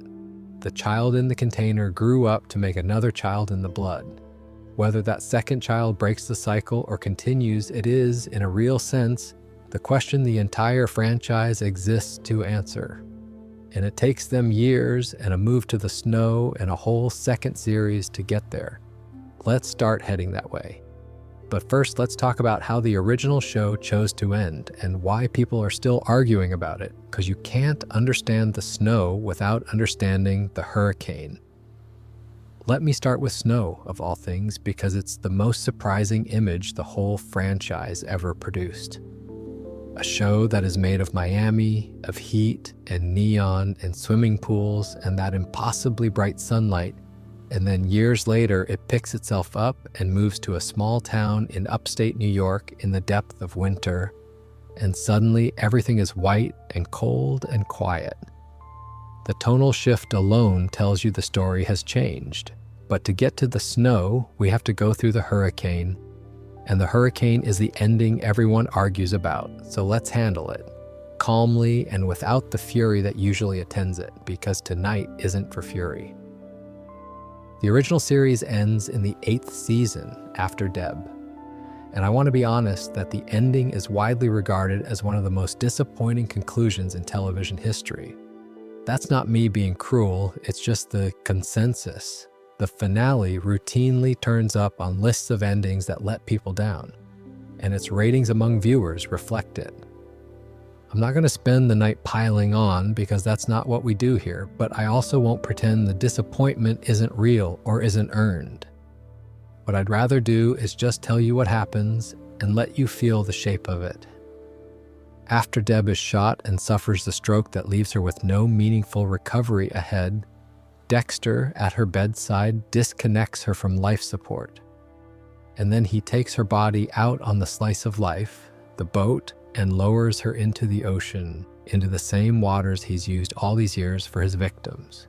And then, with a hurricane bearing down on Miami, Dexter drives the boat directly into the storm, deliberately. It reads as suicide. As a man who has lost the last thing tethering him to the human world, and has decided to end himself in the sea alongside the sister he just put there. The wreckage of the boat is found, Dexter is presumed dead, and Hannah, safe elsewhere with Harrison, believes it and raises the boy and mourns. And then the show shows you that he isn't dead. In the final moments, we find Dexter alive, having survived the storm, having walked away from his entire life, living in self-imposed exile in some remote, cold place, working as a lumberjack. Bearded, silent, alone, having chosen a kind of living death, a punishment more than an escape, cutting timber in the middle of nowhere, having decided that the most responsible thing a man like him can do is remove himself from everyone he could hurt or lose. That's the last image of the original series, Dexter the Lumberjack. And people were, to put it gently, not satisfied. I'll say a word in the ending's defense, and then a word against it, because I think both are fair. In its defense, there's a real idea buried in it, which is that Dexter denies himself the thing he wants most, a life with Hannah and Harrison, because he's finally internalized that everyone he loves ends up destroyed by proximity to him. And the only love left available to him is the love of staying away. Exile as the last, bleakest form of care. There's something to that, thematically. Against it, the execution is flat and abrupt, and it strands the character in a place that feels less like an earned tragic ending and more like the writers running out of road. It doesn't have the devastating precision of the fourth season finale, The Child in the Blood. It has the quality of a shrug. And for a show that, at its best, was so good at making you feel two things at once, ending on a shrug was a genuine loss. He's a lumberjack now. Don't ask too many questions. That was, for the better part of a decade, where Dexter Morgan was left. And then, years later, the franchise did something unusual and, I think, rather brave. It came back specifically to fix that. Needs review. New blood. The revival exists in large part because the people who made it, and crucially the original showrunner who returned to do it, wanted to give Dexter a real ending, to answer the shrug with something that meant something. So we come to the snow. New blood picks up roughly a decade after the hurricane, and Dexter is living in a small town called Iron Lake in upstate New York under a false name, Jim Lindsay. He works in a shop that sells fishing and hunting gear, which is a lovely quiet joke. The master of blades working a knife counter. He has a girlfriend, the local chief of police, a woman named Angela Bishop, which is either the most reckless or the most self-punishing choice he could possibly make, dating the law again. And most remarkably, he has stopped. He hasn't killed in years. He marks the days on a calendar. Each day he resists the urge, and by the time we meet him, the calendar is long. He's white-knuckled it into something like sobriety.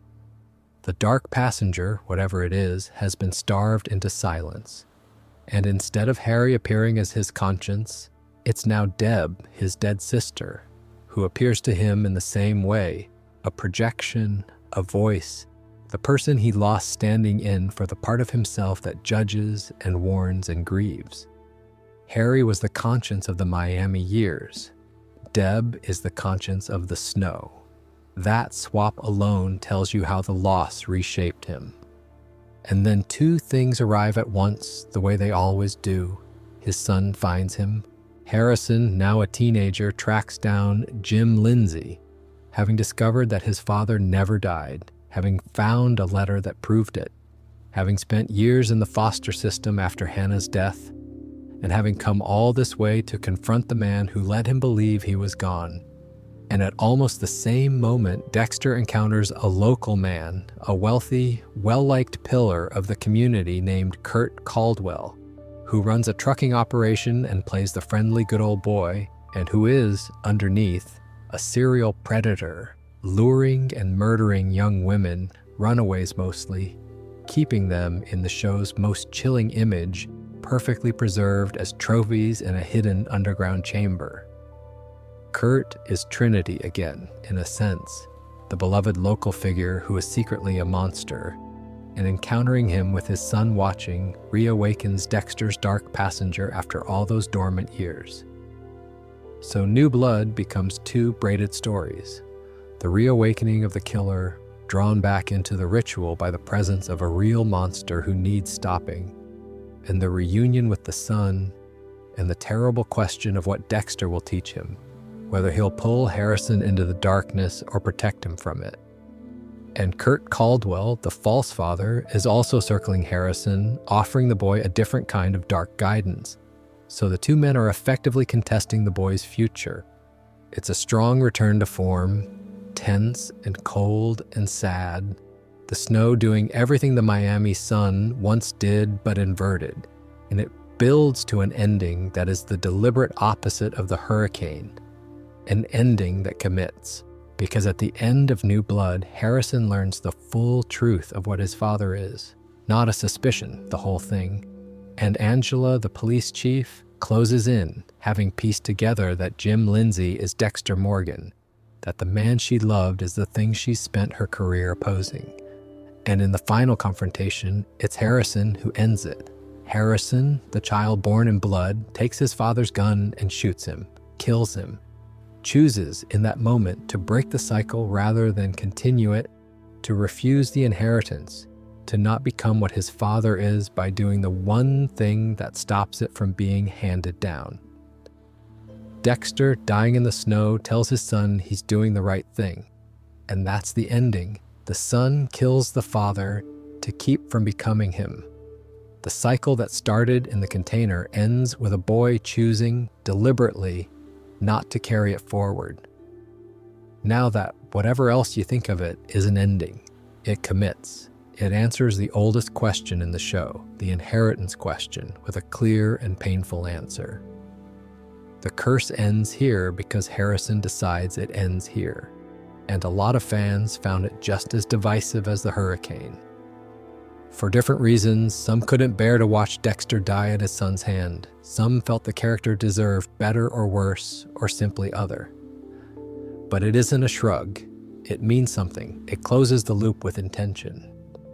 And after years of that lumberjack hanging in the air like an unfinished sentence, I think there's real value in an ending that ends, even a brutal one, especially a brutal one. The show was always going to have to answer whether the blood passes down. New Blood answered it. The boy in the snow said no, except, of course, the franchise being what it is, death turned out to be negotiable. And that's the next part of the story, the part where they refuse to let even this ending be final. Let's talk about the strange, ongoing afterlife of a man who has now technically died twice. Here's a fun detail about this franchise that I find charming. Dexter Morgan has now, on screen, died twice, and he is currently, as of the most recent chapter, alive and working. He drove a boat into a hurricane and turned up as a lumberjack. He got shot in the chest by his own son in the snow, and it turns out that didn't take either. There is something almost comic about the sheer refusal of this character to stay buried, and it says something about how much appetite there still is for time inside his head that the people who make the show keep finding ways to bring him back. So let's talk about the afterlife, because it's expanded in two directions at once, backwards and forwards, and both are interesting. Backwards first, because it's the gentler story. In 2024, the franchise launched a prequel called Original Sin, and it goes all the way back to 1991 to a young Dexter fresh out of school, taking his first steps into the life we've spent all night discussing. It's set in a Miami that predates everything, and it follows Dexter as a forensics intern right at the beginning of his time at Miami Metro, and crucially, it follows Harry actively training him, the code being built and taught in real time rather than glimpsed in flashback. We get to see young versions of everyone, a young Dexter played by a new actor, a young Harry played by Christian Slater, which is a lovely piece of casting, a young Deb, young versions of the whole department. And the framing device, the thing that ties it back to everything we love, is that the adult Dexter narrates it. Michael C. Hall returns, not on screen, but as the voice, the inner monologue we've lived inside for years, now narrating his own beginnings. So it feels of a piece with the original, even with a new face in the lead. What Original Sin does that I appreciate is show you the first kills, the ones that made him, the transition from a young man with urges and a set of rules to an actual practicing killer. His first real targets, the first times the code moves from theory into blood. There's something poignant about watching the machine we know so well being assembled for the first time, watching Harry, still alive, still hopeful that this will work, guiding his son through the early kills with no idea yet that it will eventually cost him his own life. We know how the story ends. We've spent the night on how it ends, and watching the beginning with that knowledge gives it a heavy, tender quality, dramatic irony stretched across decades. Original Sin ran for a single season and was, in the way of these things, ultimately canceled, but as a piece of the puzzle, a look at the assembly of the man, it's a warm and worthwhile addition. It fills in the years the flashbacks only sketched. And then forwards.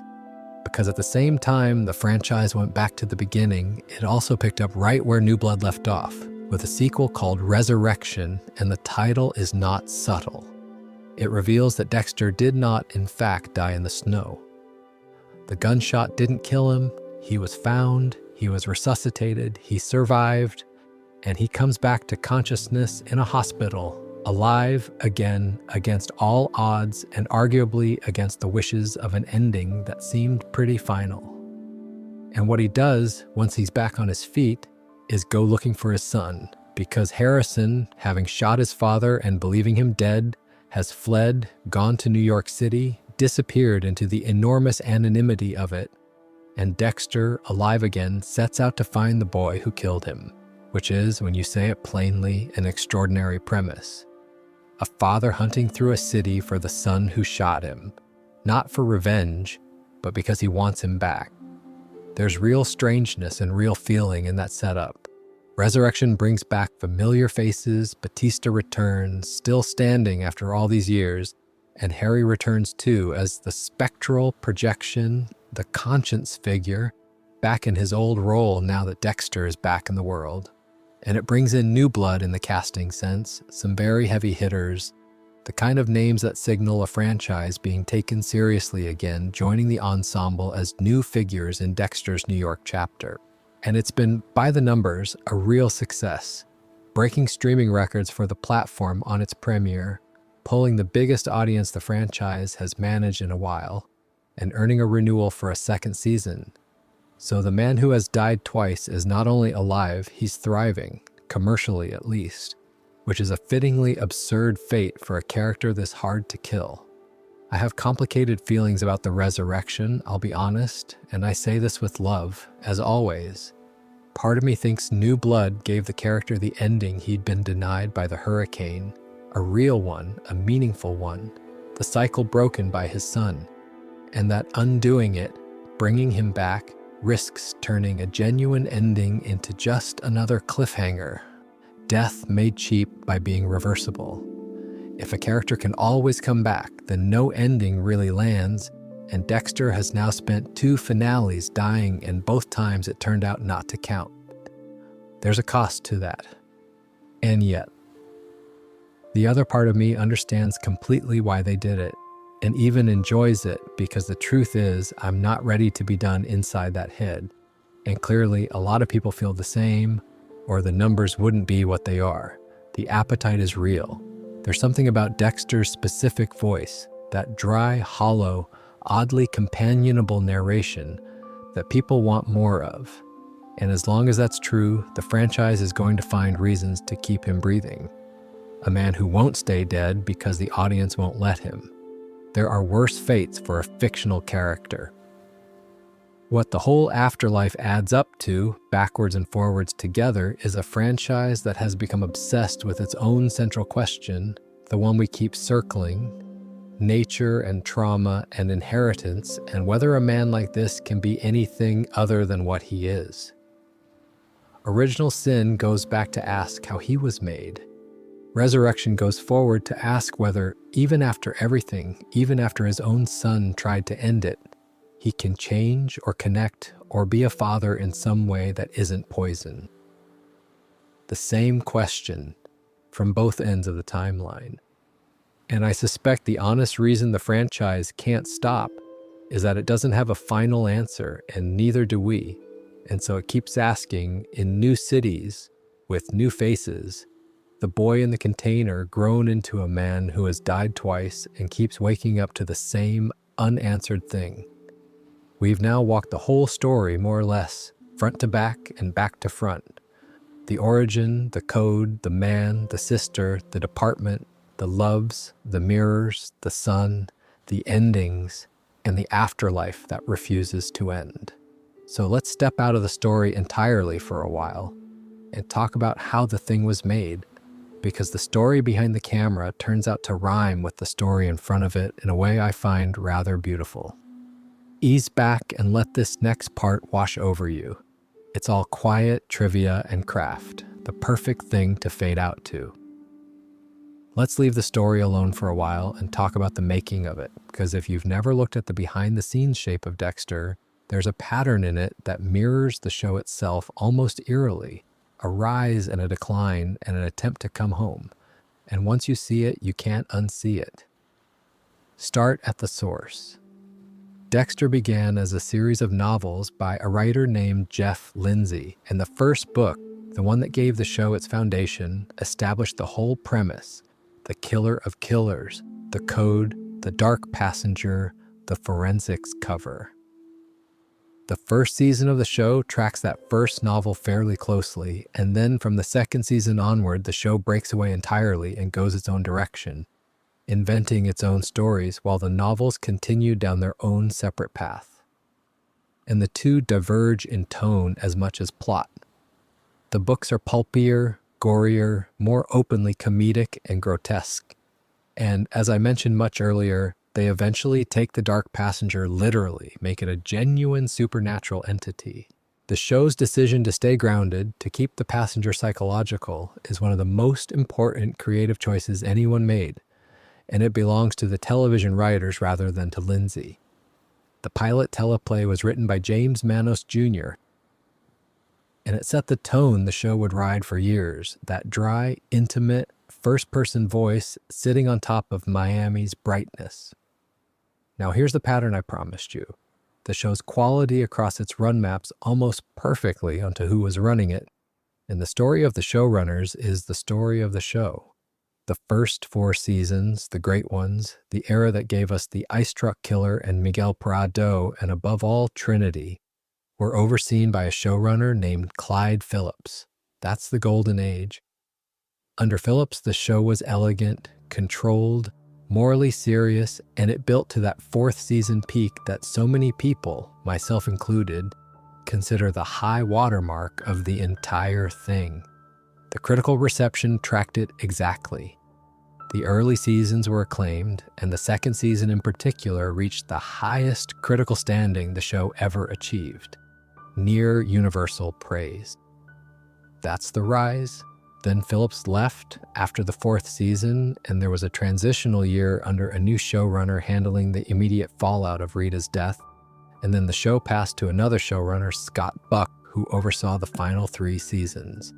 And this is, by broad critical and fan consensus, the decline. The 6th season, The Religion One, took a real critical battering, its convoluted themes and telegraphed twist dragging it down to some of the lowest scores the show ever received.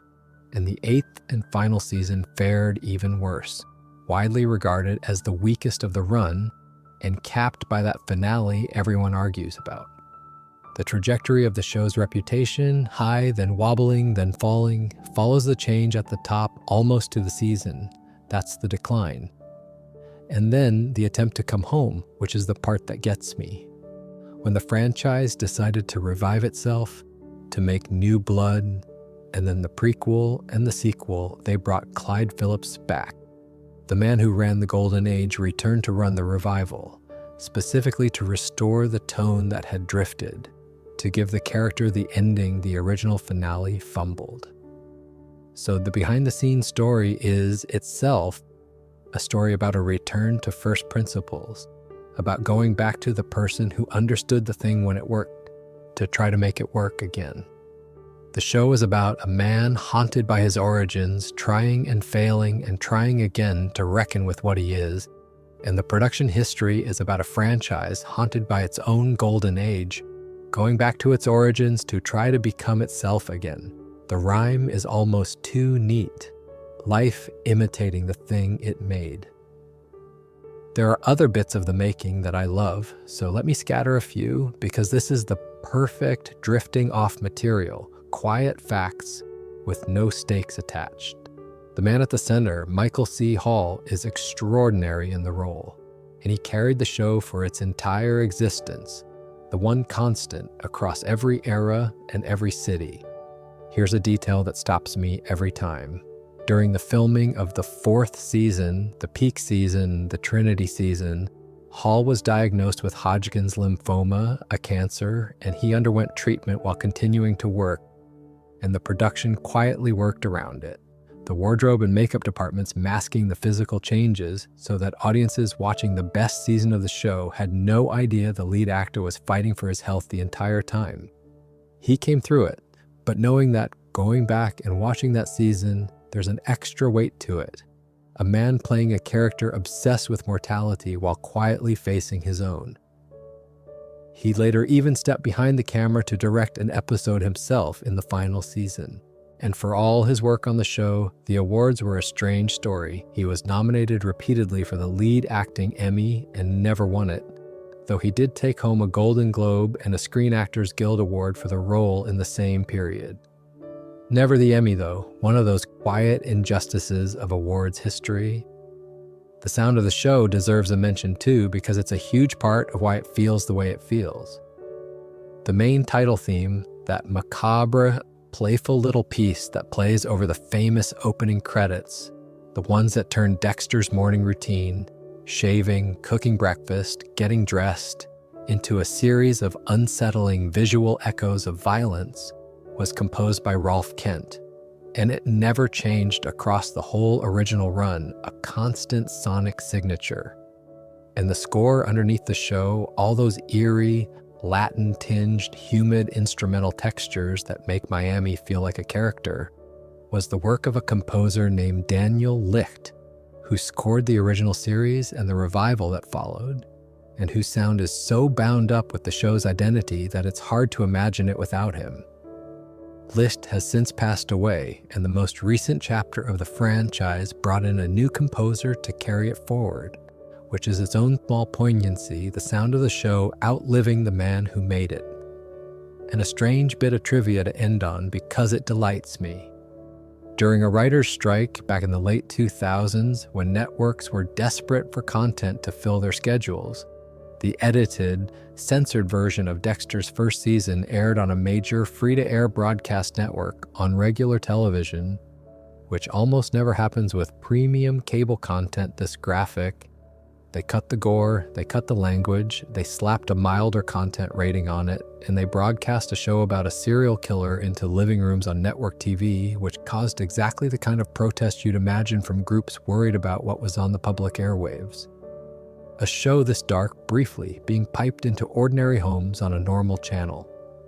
There's something wonderfully absurd about it. Dexter Morgan, censored and sanitized, sitting in the primetime lineup between whatever else was on that year. The making of Dexter, then, is a story with the same shape as Dexter. A brilliant beginning, a slow loss of the thread, and a return, years later, to the people and principles that made it work, in the hope of getting it right this time. I find that moving, the way a thing's creation can echo its content without anyone quite planning it. Let's stay outside the story a little longer because there's one more piece of the world worth appreciating on its own terms, the place itself, and the way the show used it. Let's talk about Miami and about the strange warmth of a show this dark. I want to spend a little while just on the feeling of the show because feeling is what keeps you company at this hour, more than plot. And the feeling of Dexter, the original Dexter, is inseparable from Miami.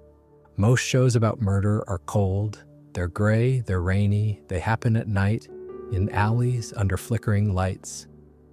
There's a whole visual grammar of the crime genre, and it's all shadow and drizzle and the color drained out of everything. Because that's how we expect darkness to look. Dexter throws all of that out. Dexter is bright. It's the sunniest show about killing ever made. And that isn't an accident, it's the entire aesthetic argument of the thing. The Miami of Dexter is all saturated color, deep blues and hot oranges, swimming pools and beaches, and that thick, humid, gorgeous light pouring over everything. The crime scenes happen in daylight. Dexter himself notes this in the very first episode, that there's something strange and disarming about a homicide scene in the Miami sun, that it makes the most grotesque things look almost staged, unreal, like a dark ride at a theme park. That line tells you the show knew exactly what it was doing with the light. The brightness isn't a contradiction of the darkness, it's a frame for it. A way of making the horror stranger by refusing to let it hide in the shadows where we expect it. And I think that's a big part of why it works as company at night. The show is warm to look at. It's set in a place you'd want to be, in weather you'd want to feel, full of color and life and movement. And the darkness moves through all that brightness like a fish under clear water, visible but somehow held at a comfortable distance by all the sunshine around it. You're never plunged into gloom. You're kept in the warm. Even the kill rooms, wrapped in their clean plastic sheeting, have a kind of clinical brightness to them. The show almost never lets you sit in the dark, visually, and I think that does something to how it sits in your mind. It keeps the horror from becoming oppressive. It stays watchable, even soothing, because it's always literally lit. Miami functions as more than a backdrop, though. It's a character in the way great settings become characters. The heat, the Latin rhythm of the city, the specific texture of it, all of it soaks into the show's identity. Daniel Licht's score, which we just talked about, leans into that, all those humid, percussive, Latin-inflected sounds that make the place feel alive and particular. The city gives the show its pulse. And when you understand that, you understand why the move to the snow in the revival is such a shock to the system, why it feels like the story has left home. Iron Lake, all that white silence and cold and stillness, is the exact photographic negative of Miami, and the show knew it, chose it deliberately, to signal that Dexter had left not just a place, but an entire way of being. The warmth is gone, the color is gone. The man who hid in plain sight in a bright, crowded, sweating city is now exposed against endless white, nowhere to blend, every footprint visible in the snow. The settings do thematic work. Miami hid him, the snow reveals him, even the weather is part of the storytelling. Since we're talking about the shape of the whole thing, let me circle back to the novels for a moment, because the relationship between the books and the show is one of the more interesting adaptation stories out there, and it's worth appreciating on its own. As I mentioned, the first season closely follows the first book, and then they part ways completely. And what's fascinating is how differently the two versions understand the same character. Jeff Lindsay's Dexter on the page is more of a dark comedy, more arch, more knowing, more grotesque, and it eventually embraces the supernatural, the dark passenger, as a literal riding entity, an almost cosmic explanation for what Dexter is.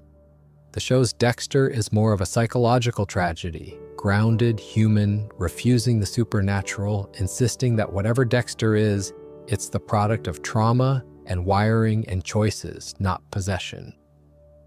Same skeleton, two completely different souls poured into it.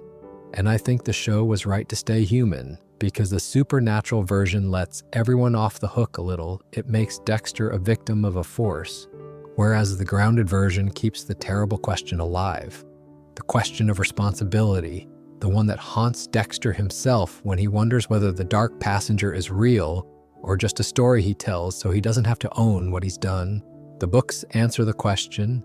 The show has the courage to leave it open. And an open question is a far better thing to fall asleep on than a closed one. Here's a small thing I love about the show's texture, the little grace notes, the donuts. Dexter is forever bringing donuts to the office, and it's played as a running character detail, but it's a beautiful piece of characterization because it's camouflage rendered as kindness. A man who brings everyone donuts is a man nobody suspects, and Dexter worked that out coldly. But the effect on everyone around him is warmth. They experience genuine thoughtfulness from a man who is performing thoughtfulness, And the performance is indistinguishable from the real thing, which is the whole unanswerable heart of the character in a box of pastries. Or the boat, the slice of life, a grim pun that's also just a very ordinary thing for a Miami guy to own. A little fishing boat, the most normal possible hobby, doubling as a disposal system.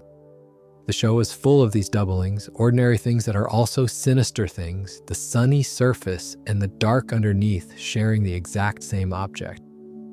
The donuts are kindness and camouflage. The boat is leisure and disposal. The bright city is paradise and hunting ground. Everything in Dexter is two things at once, and the show's genius, when it's working, is holding both in view without ever quite letting you resolve them. That doubling is, I think, the real reason the show endures, why we're here at this hour still turning it over. It refuses to be one thing. It's a horror show that's warm. It's a story about a monster that makes you root for him. It's set in paradise, and it's about the worst thing a person can be. It's a tragedy with jokes in it, and a comedy with a body count. And that refusal to settle, to be simply dark or simply light, is exactly what makes it good company in the dark. Because it never tips all the way over into the bleakness that would keep you awake. It holds you in the warm, strange middle, the bright afternoon with something moving underneath it, and that middle turns out to be a remarkably comfortable place to drift off. We're near the end of the night now. We've walked the whole thing, the life and the making and the feeling of it. Let me pull it all together gently and then let you go. Stay comfortable. This last part is just me thinking out loud about why any of this stays with us, and then I'll wish you good night. There's a device the show leans on so heavily that it becomes one of its defining features, and it's worth pulling out and looking at on its own because it's doing more psychological work than it first appears. Dexter talks to dead people. Not in a supernatural way, the show is careful about that, as we've established it stays grounded. But throughout the series, figures who have died appear to Dexter, visible only to him, and they talk to him, argue with him, guide and judge and needle him. And who those figures are and how they change over time tells you the whole story of Dexter's inner life. For the great majority of the run, it's Harry. Dead since Dexter was young, Harry nonetheless appears constantly, standing at the edge of scenes, sitting in the passenger seat, watching Dexter work, offering counsel and criticism. And the show is quite clear about what this is. It's not a ghost, it's Dexter's conscience, externalized, given his dead father's face and voice because his father was the one who gave him his moral framework in the first place. Harry is the code made visible. When Dexter is tempted to break a rule, Harry appears to remind him of it. When Dexter does something outside the lines, Harry is there, disappointed. He's a psychological instrument, a way for a man with no reliable internal moral sense to have the argument with himself out loud using the one relationship that ever gave him structure. And what's brilliant about it is that the Harry in Dexter's head is not the real Harry. He can't be. The real Harry died before Dexter fully knew him, before Dexter learned the truth about the suicide, before any of the complications. The Harry in Dexter's head is a construction, an idealized, simplified version, and over the years, the show lets that construction evolve as Dexter learns more about who his father really was. When Dexter discovers that Harry killed himself, unable to live with what he'd created, the imagined Harry has to absorb that, has to become a more complicated figure, no longer just the confident architect of the code, but a man who doubted it, who was destroyed by it. The ghost updates as Dexter's understanding updates, which makes total sense once you accept the ghost is just Dexter talking to himself. You can only imagine your father as accurately as you understand him, and Dexter's understanding keeps changing, so his father keeps changing. There's that extraordinary conversation we touched on much earlier, where imagined Harry essentially dismantles the whole comforting architecture, points out that he himself isn't real, that he's no more real than the dark passenger, that both are stories Dexter tells to avoid holding the full weight of himself. It's a remarkable thing for the device to do, to turn on itself, to have the projection announce that it's a projection, To have Dexter's own conscience tell him that his conscience is a fiction and so is his demon, and there's nobody home but him. That's the show using its own most relied upon technique to make its deepest point. The people in Dexter's head are all just Dexter, and the loneliness of that, the sheer isolation of a man whose only counsel comes from figures he's invented out of the dead, is one of the quietly saddest things about him. And then, in the revival, the ghost changes. Harry recedes, and Deb takes his place. Out in the snow, it's his dead sister who appears to him, who rides in the truck, who judges and warns and grieves. And the swap is enormously telling. Harry was the conscience of the man who still believed in the code, who still had a framework he trusted. Deb is the conscience of a man who has lost everything, whose framework has collapsed, who is holding on by his fingernails. And Deb's version of conscience is different from Harry's, angrier, more wounded, more personal. Harry spoke in rules, Deb speaks in hurt. She calls him names, she rages at him, because the part of Dexter she represents isn't the calm architect anymore. It's the grief and the guilt and the self-loathing, all the feeling he couldn't access when he was younger and can suddenly, terribly access. Now that the person he loved most is dead and living in his head. The ghost you carry tells you what you can't forgive yourself for. Dexter traded a father who represented order for a sister who represents loss, and that trade is the whole emotional arc of his later life in one substitution. I find the whole device moving once you sit with it, because it's such a precise picture of how a certain kind of very isolated person works. Dexter cannot connect with living people in the way most of us do, so his most intimate relationships end up being with the dead, with people who can no longer surprise him or reject him or leave. People he can hold perfectly in his mind exactly as he needs them. It's a kind of emotional taxidermy, keeping the people who mattered, preserved, and talking inside his skull. And it's lonely beyond description when you really look at it. The man's closest companions are memories he argues with. His father and his sister, both gone, both alive only in the private theater of his own head, both stand-ins for the parts of himself he can't otherwise reach. Everyone he truly talks to is dead. That's the cost of the hollow place in the end. The living can't get in, so he furnishes the emptiness with ghosts. And in the newest chapter, Harry returned again, back in the passenger seat, now that Dexter is back in the world, which means the conscience figure has cycled back to the father once more.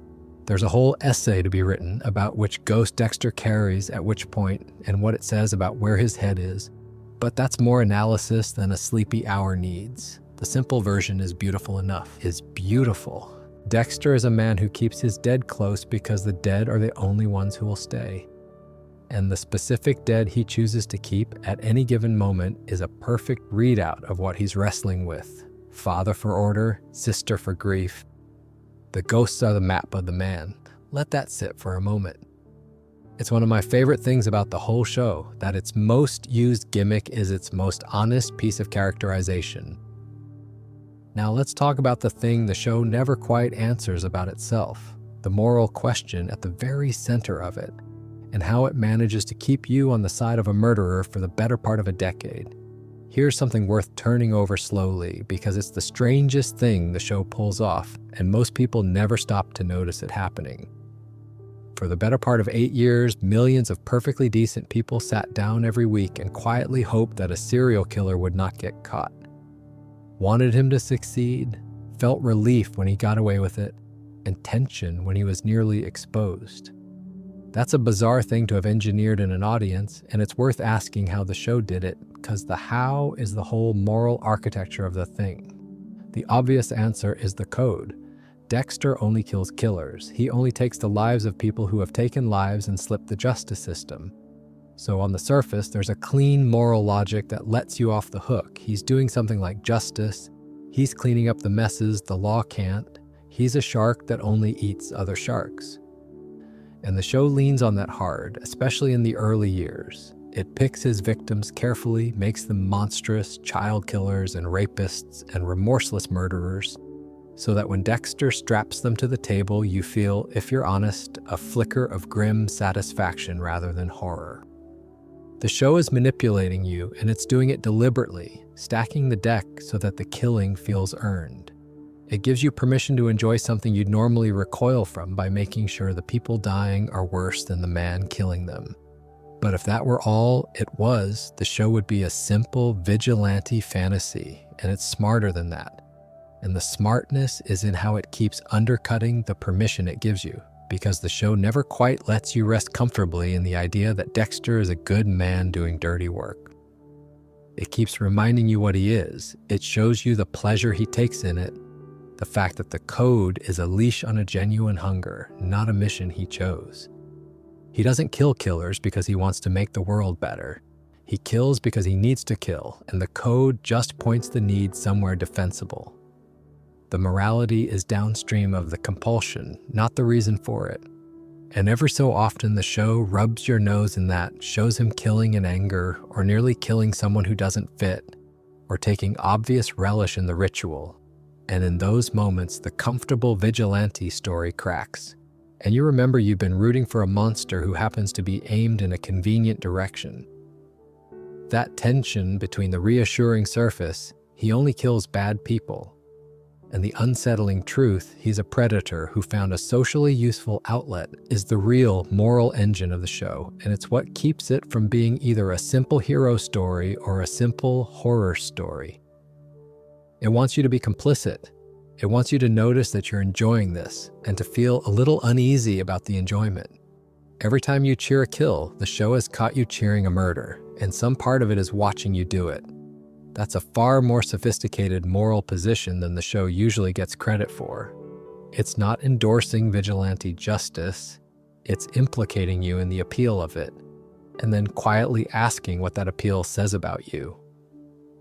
And it complicates the code itself relentlessly, which is the other way it stays honest. The whole back half of the series, as I said hours ago, is about the code coming apart, about situations where its two goals, stay safe and stay good, pull in opposite directions. Dexter frames an innocentish man to save himself. Dexter kills people who don't cleanly fit the rules. Deb kills to protect him, and the moral rot spreads from him to the person he loves most, corrupting the one good character by association. The show demonstrates over and over that the code doesn't make Dexter good, it just makes him functional. And that the darkness he carries doesn't stay neatly contained, it leaks, it spreads, it destroys the people around him whether or not they deserve it. Rita didn't deserve it. Deb didn't deserve what knowing him did to her. La Guerta didn't deserve to die for being a good detective. Dokes didn't deserve to be framed for being right. The body count of the innocent, the people ruined simply by being near Dexter, quietly outgrows the body count of the guilty, and the show wants you to add that up eventually and feel the weight of it. There's a real philosophical question buried in all of this, and the show is content to raise it and not answer it, which I respect. The question is whether the code is meaningfully different from just rationalization, whether I only kill killers is a genuine moral principle or just a story a murderer tells to feel better about murdering. Harry believed it was the former, that he'd built something that channeled a curse into something almost defensible. And then he saw what he'd made and couldn't bear it, which suggests that somewhere near the end, even Harry suspected it was the latter. That the code was a beautiful lie he'd told himself to survive raising a monster.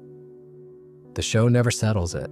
It lets you decide whether Dexter's a broken man doing the best a broken man can, or a killer who got very good at justifying himself, and it gives you real evidence for both, and it refuses to break the tie. I've landed, over many rewatches, somewhere in the uncomfortable middle, which is I think where the show wants you. Dexter does factually remove dangerous people from the world. That's real. And Dexter is factually a predator who would kill regardless of whether it did any good, and who destroys the innocent people in his orbit as surely as he destroys the guilty ones on his table. Both true, The good he does is real, and the harm he does is real. And they don't cancel out, they just coexist, the way everything in this show coexists. The sweet and the rotten sharing the same object. The code is an act of restraint and a machine for self-deception at the same time. He's a shark that only eats sharks and also just a shark, and the ocean is smaller for having him in it either way. That refusal to resolve is, I think, the deepest reason the show is worth taking seriously and worth returning to at an hour like this. Because it treats you as someone who can hold complexity, who can enjoy something and be troubled by the enjoyment, who can root for a man and know he's monstrous, and sit with both at once. It doesn't hand you a verdict. It hands you the man in all his contradictions and trusts you to feel your way through. And that's a rarer and more grown-up thing than the premise, serial killer protagonist would ever lead you to expect. Let that turn over quietly. There's no answer coming, from me or from the show. And there's a strange restfulness in that, in a question you're allowed to just hold rather than solve. Let's move to something lighter now, the world around Dexter, the smaller people and details that gave the show its texture, the stuff that isn't about killing at all. Sometimes the most restful things are the least important ones. Not everything in Dexter is a killer or a cop. And I think the show is often at its most quietly interesting in the ordinary edges, the domestic texture. The people who wander through Dexter's constructed normal life without ever being central to the horror. So let me spend a while in those edges because they're gentle and because they tell you a lot about the life Dexter was pretending to have. Start with Rita's children, Aster and Cody. When Dexter takes up with Rita as camouflage, he inherits, more or less, 2 small children. And the show does something quietly clever with them, which is that Dexter is, against all expectation, not bad with kids. Partly it's that children don't demand the kind of complex emotional reciprocity that adults do, so the performance is easier, the mask fits better around people who just want someone to be steady and present. But partly, and the show lets you wonder about this, there might be something more real in it, some actual tenderness the Hollow Man can access more easily with children than with anyone else. Aster, the older one, a girl, grows across the early seasons into someone more complicated, more wary, eventually old enough to sense that something about her stepfather doesn't add up. And her arc carries some of the weight of Rita's death, the damage that murder did to the kids left behind. Cody, the younger, stays more of a child throughout. After Rita is killed, the children are largely sent away to live with their grandparents, written out of the daily fabric of the show, which is realistic. That's what would happen. But it also quietly removes the most innocent people from Dexter's orbit, as if the show is protecting them by getting them off the board. They survive by leaving. Almost everyone who stays close to Dexter pays for it, so the kids being sent away reads, in retrospect, as a kind of mercy. Then there's Harrison as a small child before the revival, and the domestic scenes of Dexter as a single father after Rita, trying to raise an infant while maintaining a job and a secret life and a hunger, and there's a genuine comedy and pathos to it. The serial killer dealing with nap schedules and babysitters and all the mundane logistics of parenthood, which brings in Jamie, Batista's sister, who becomes Harrison's nanny and part of the household for a stretch. A warm, ordinary presence moving through the killer's home, cooking, minding the baby, dating, living a completely normal young life inches away from horrors she never suspects. Jamie is part of that texture of innocent people orbiting Dexter unaware. And there's a low hum of dread to every scene she's in, precisely because she's so oblivious, so ordinary, so vulnerable in her not knowing. The show is full of these people, the unwitting extras in Dexter's staged life. And part of the tension of the whole thing is knowing what they don't, watching them make coffee and small talk in a monster's kitchen. The workplace has its own texture beyond the main players, too. There's Captain Matthews and the office politics, the promotions and demotions and turf wars that give the department the feel of an actual workplace rather than just a crime-solving apparatus. There's the churn of it, people arriving and leaving, relationships forming across desks, the ordinary human business of a job carrying on around the extraordinary secret at its center. And I think that ordinariness is doing important work because it grounds the show, keeps it from floating off into pure genre. Dexter has a commute. Dexter has annoying colleagues and office parties and a boss and paperwork. The banality is the camouflage, not just for Dexter, but for the show itself. The everyday texture that makes the horror land harder by contrast. A serial killer in a gothic castle is a fairy tale. A serial killer who has to remember whose turn it is to bring snacks to the office is something much more unsettling and much more human. There's a particular pleasure I take in the show's food, which sounds like an odd thing to fixate on, but bear with me. Dexter is full of eating. Breakfasts, the donuts we've mentioned, Cuban food, the specific culinary texture of Miami, and there's something about all that eating that grounds the show in the body, in ordinary appetite, in the daily animal business of being alive. Dexter cooks. Dexter eats breakfast in that famous opening sequence, and the credits turn the making of breakfast into something faintly menacing. The frying egg, the cut of the knife, the red of the blood orange, all shot to echo violence, so that even the most domestic act in the show carries the doubling we keep coming back to. Breakfast as tenderness and breakfast as threat, the same eggs, the same knife. Even the food is two things at once, and the pets and the small recurring background figures, the informants and the desk sergeants and the medical examiners, all the connective tissue of a long-running show, the faces you come to know without ever learning much about them. This is the stuff that doesn't make the recaps or the analysis videos, the low-stakes background hum of a world that ran for years. And it's exactly the stuff that's loveliest to drift off to, because none of it demands anything of you. There's no twist coming in the domestic texture. It's just life, ordinary life, arranged around an extraordinary secret. And the ordinariness is soothing precisely because it's so beside the point. I think if you only remember Dexter for the kills and the villains, you miss half of what made it work, which was this patient accumulation of ordinary life, the kids and the nanny and the office and the breakfasts, the whole carefully built normal existence that Dexter wore like a suit. Because the tragedy of the show only lands if the normal life feels real, if you believe in the household and the workplace and the routines, so that when the darkness comes through and destroys them, you feel the loss. The show spent enormous care on the ordinary, and it's easy to overlook, and it's some of my favorite stuff in the whole thing. The monster made a life. The life was mostly real. That's the heartbreak in miniature in every mundane scene. Let's talk about the opening of the show now, that famous title sequence, and about the ritual as spectacle. The recurring shapes the show returned to again and again. It's a nice concrete thing to hold on to as the night gets late. Let's talk about the opening titles because they're a small masterpiece and they set up the entire show in about 90 seconds without a single word of explanation. And once you've clocked what they're doing, you can never unsee it. The sequence follows Dexter through his morning routine. He wakes, he shaves, he cooks and eats breakfast, he gets dressed, he flosses, all the most mundane possible actions, the things every one of us does before work. But the way it's shot, the framing, the sound, the extreme close-ups, turns every ordinary act into a sinister echo of violence. A mosquito is crushed against skin, leaving a smear of blood. An egg is fried, the yolk breaking like something wounded. Meat is seared in a pan. A blood orange is sliced, the red juice running. Coffee grounds are ground. Floss is pulled tight around the fingers like a garrote. A shirt collar is cinched.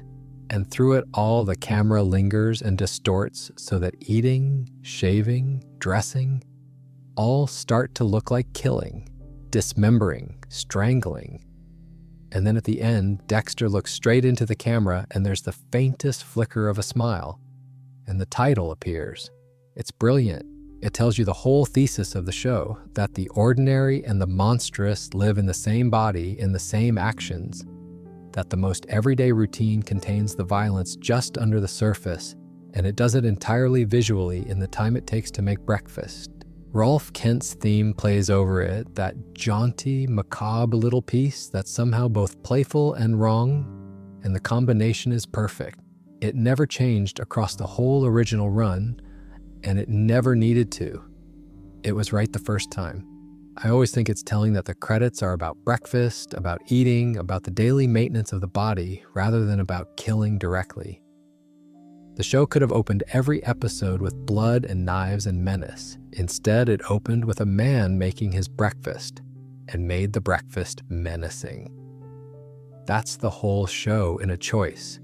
The horror isn't out there in some dungeon, it's here in the kitchen, in the razor and the frying pan, in the most familiar actions of the most familiar mornings. Dexter is a monster who does the washing up. The credits know that's the scariest and saddest version of the character, and they lead with it every single time. Now, the ritual itself, the kill sequence, which became the show's signature set piece, repeated in some form dozens of times across the run, and which is fascinating precisely because of how ritualized it is.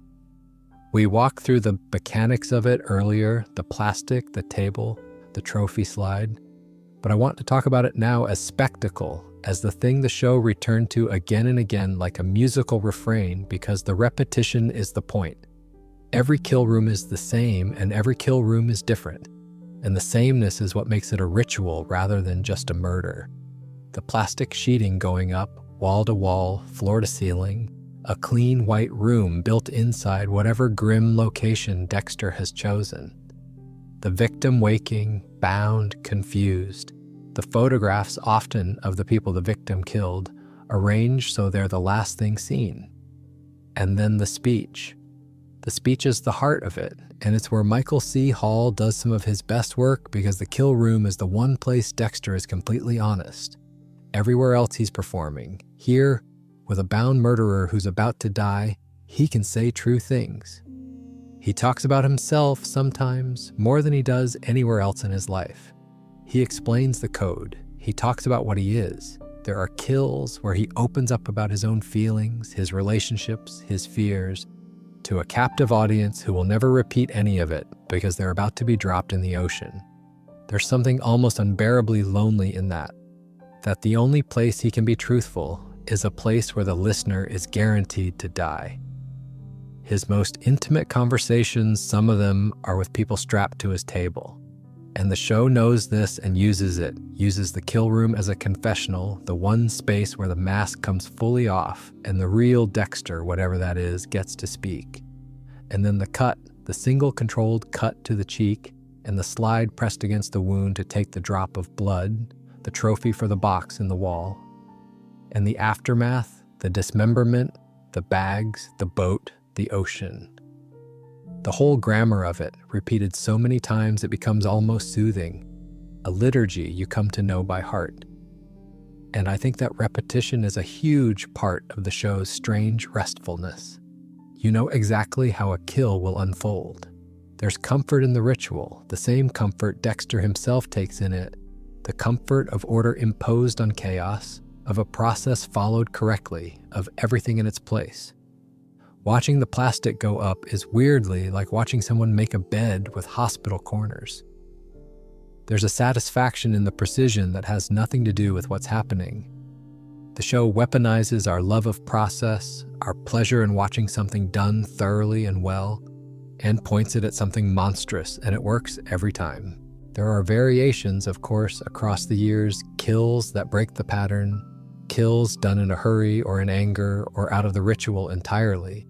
And those variations are always significant, always a sign that something is wrong, that Dexter is losing control or being pushed off his own rules. The ritual is the baseline, and every deviation from it is the show telling you the baseline is under threat. When the plastic doesn't go up, when there's no speech, when it's fast and messy and emotional, you know Dexter is in trouble. Because the ritual is his equilibrium, and its absence is his distress. It's a beautifully economical piece of visual storytelling, the state of the ritual as a readout of the state of the man. I could talk about specific kills, the memorable tables, the standout confessions, but the specifics matter less than the shape. And the shape is what's worth holding as you drift. A man builds a clean white room inside the world's mess. He speaks the truth for once to someone who cannot carry it away. He takes one drop of blood to remember by. And then he tidies everything completely until there's no trace left of what happened, and he goes home to his ordered apartment and puts the drop in the wall with all the others, over and over for years. The ritual as the still point, the whole chaotic show turns around. There's a strange peace in it, even now, even knowing everything we know, maybe especially knowing everything we know.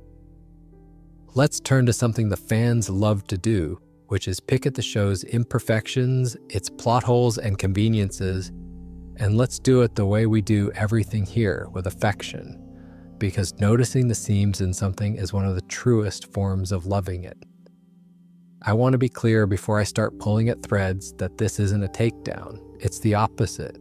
When you love something enough to have watched it many times, you start to see the joins, the places where the writers clearly wrote themselves into a corner and had to improvise their way out, the coincidences that hold the plot together with tape, and noticing all that isn't a betrayal of your affection, it's a deepening of it. You only really know a thing once you can see how it was built, and part of how Dexter was built is with a fair amount of hope and hand-waving, and I find that endearing rather than annoying. So let's wander through the seams gently, the way you point out the worn patches on a favorite jacket. The big one, the one everybody notices eventually, is the sheer improbability of Dexter never getting caught for as long as he does. We touched on this when we talked about The Department, the least effective investigative unit in fiction said with love. But it goes deeper than The Department being slow. Dexter is a forensics expert who is present in some capacity at an enormous number of the cases that turn out to be connected to him. His boat is at the marina near where evidence keeps surfacing. His whereabouts, if anyone ever cross-referenced them properly against the timeline of the Bay Harbor butcher's activity, would light up like a Christmas tree. And for years, nobody does. The show needs him free, so the walls stay far enough away, and you have to make a little contract with the show early on to accept that the universe will bend, gently and repeatedly in Dexter's favor. Once you sign that contract, it's fine. If you refuse to sign it, the whole thing falls apart in the first season, so most of us sign it and don't look too hard at the fine print. Then there are the coincidences, and Dexter runs on coincidence the way an engine runs on petrol. The right person overhears the right thing at the right moment. Dexter happens to be assigned to the case that happens to connect to the killer who happens to be circling his own life.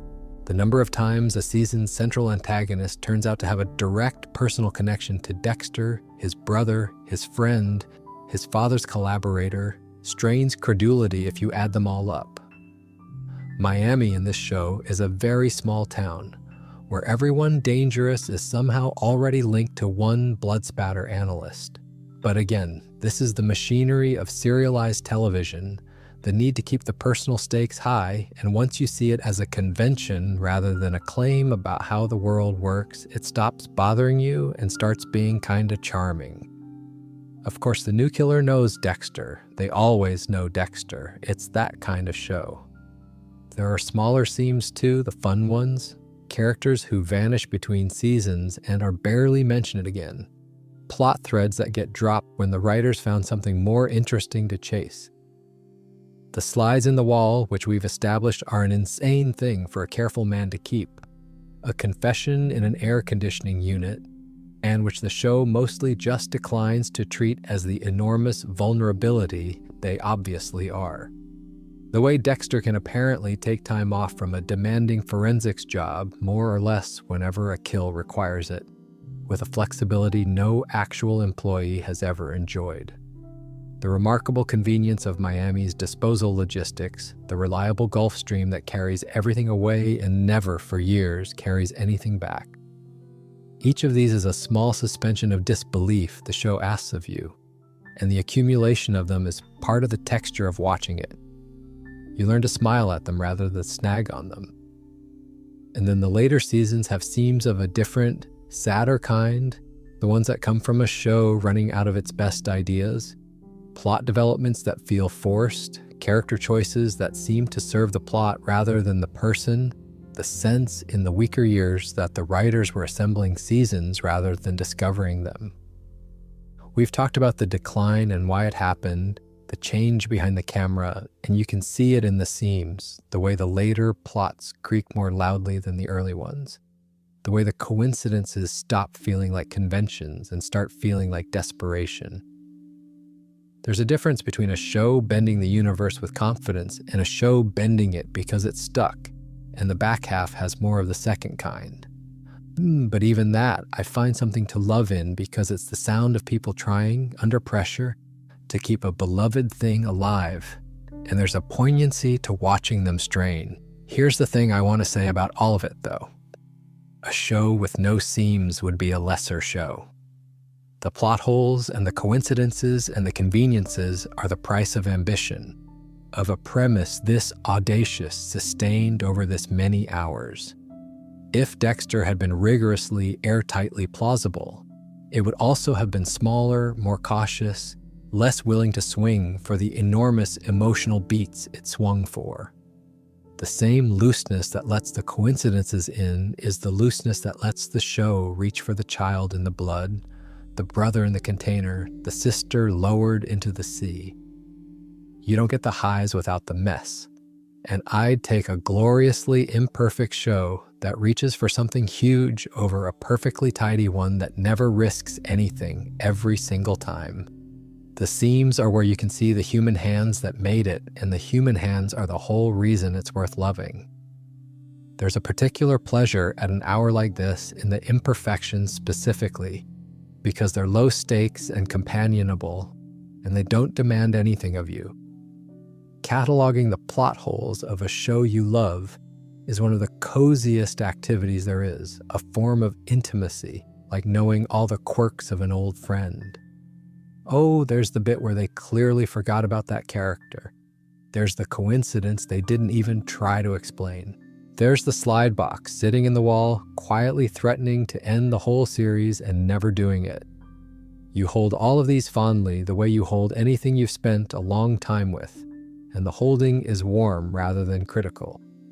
That's what I mean about noticing the seams being a form of love. You don't count the flaws of things you don't care about. You just walk away from those. You only tally the imperfections of the things you've decided to keep. Let's stay in that fond, critical register a little longer because there's a specific debate the fandom has never stopped having. The two endings, the hurricane and the snow, and it's worth walking through the discourse itself gently as its own quiet subject. There is no conversation about Dexter that does not eventually become a conversation about how it ends, and since we have all night and nowhere to be, let's sit inside that argument rather than around it, because the argument itself is interesting, more interesting sometimes than the endings it's about. We've laid out both already, so I'll only sketch them. The original series ends with the hurricane, Dexter faking his death and disappearing into a self-imposed exile. The lumberjack, alone in the cold, having decided that removing himself is the only care he can safely offer the people he loves. And the revival, New Blood, ends with the snow, Harrison shooting his father, the sun breaking the cycle by refusing to become it, Dexter dying in the white with his blessing. Two endings, years apart, for the same character. And the fandom has spent an enormous amount of energy arguing about both. And the shape of that argument tells you something about what people want from a story like this. The case against the hurricane is the one everybody knows because it became one of the most notorious finales in television. The complaint is that it was flat, unearned, and evasive. That after everything, after 8 years and all that carefully built tragedy, the show blinked. It didn't let Dexter die, which some felt was the only honest ending for a character like him, and it didn't let him be caught, which others wanted, and it didn't let him have the life with Hannah and Harrison, which would at least have been a clear choice.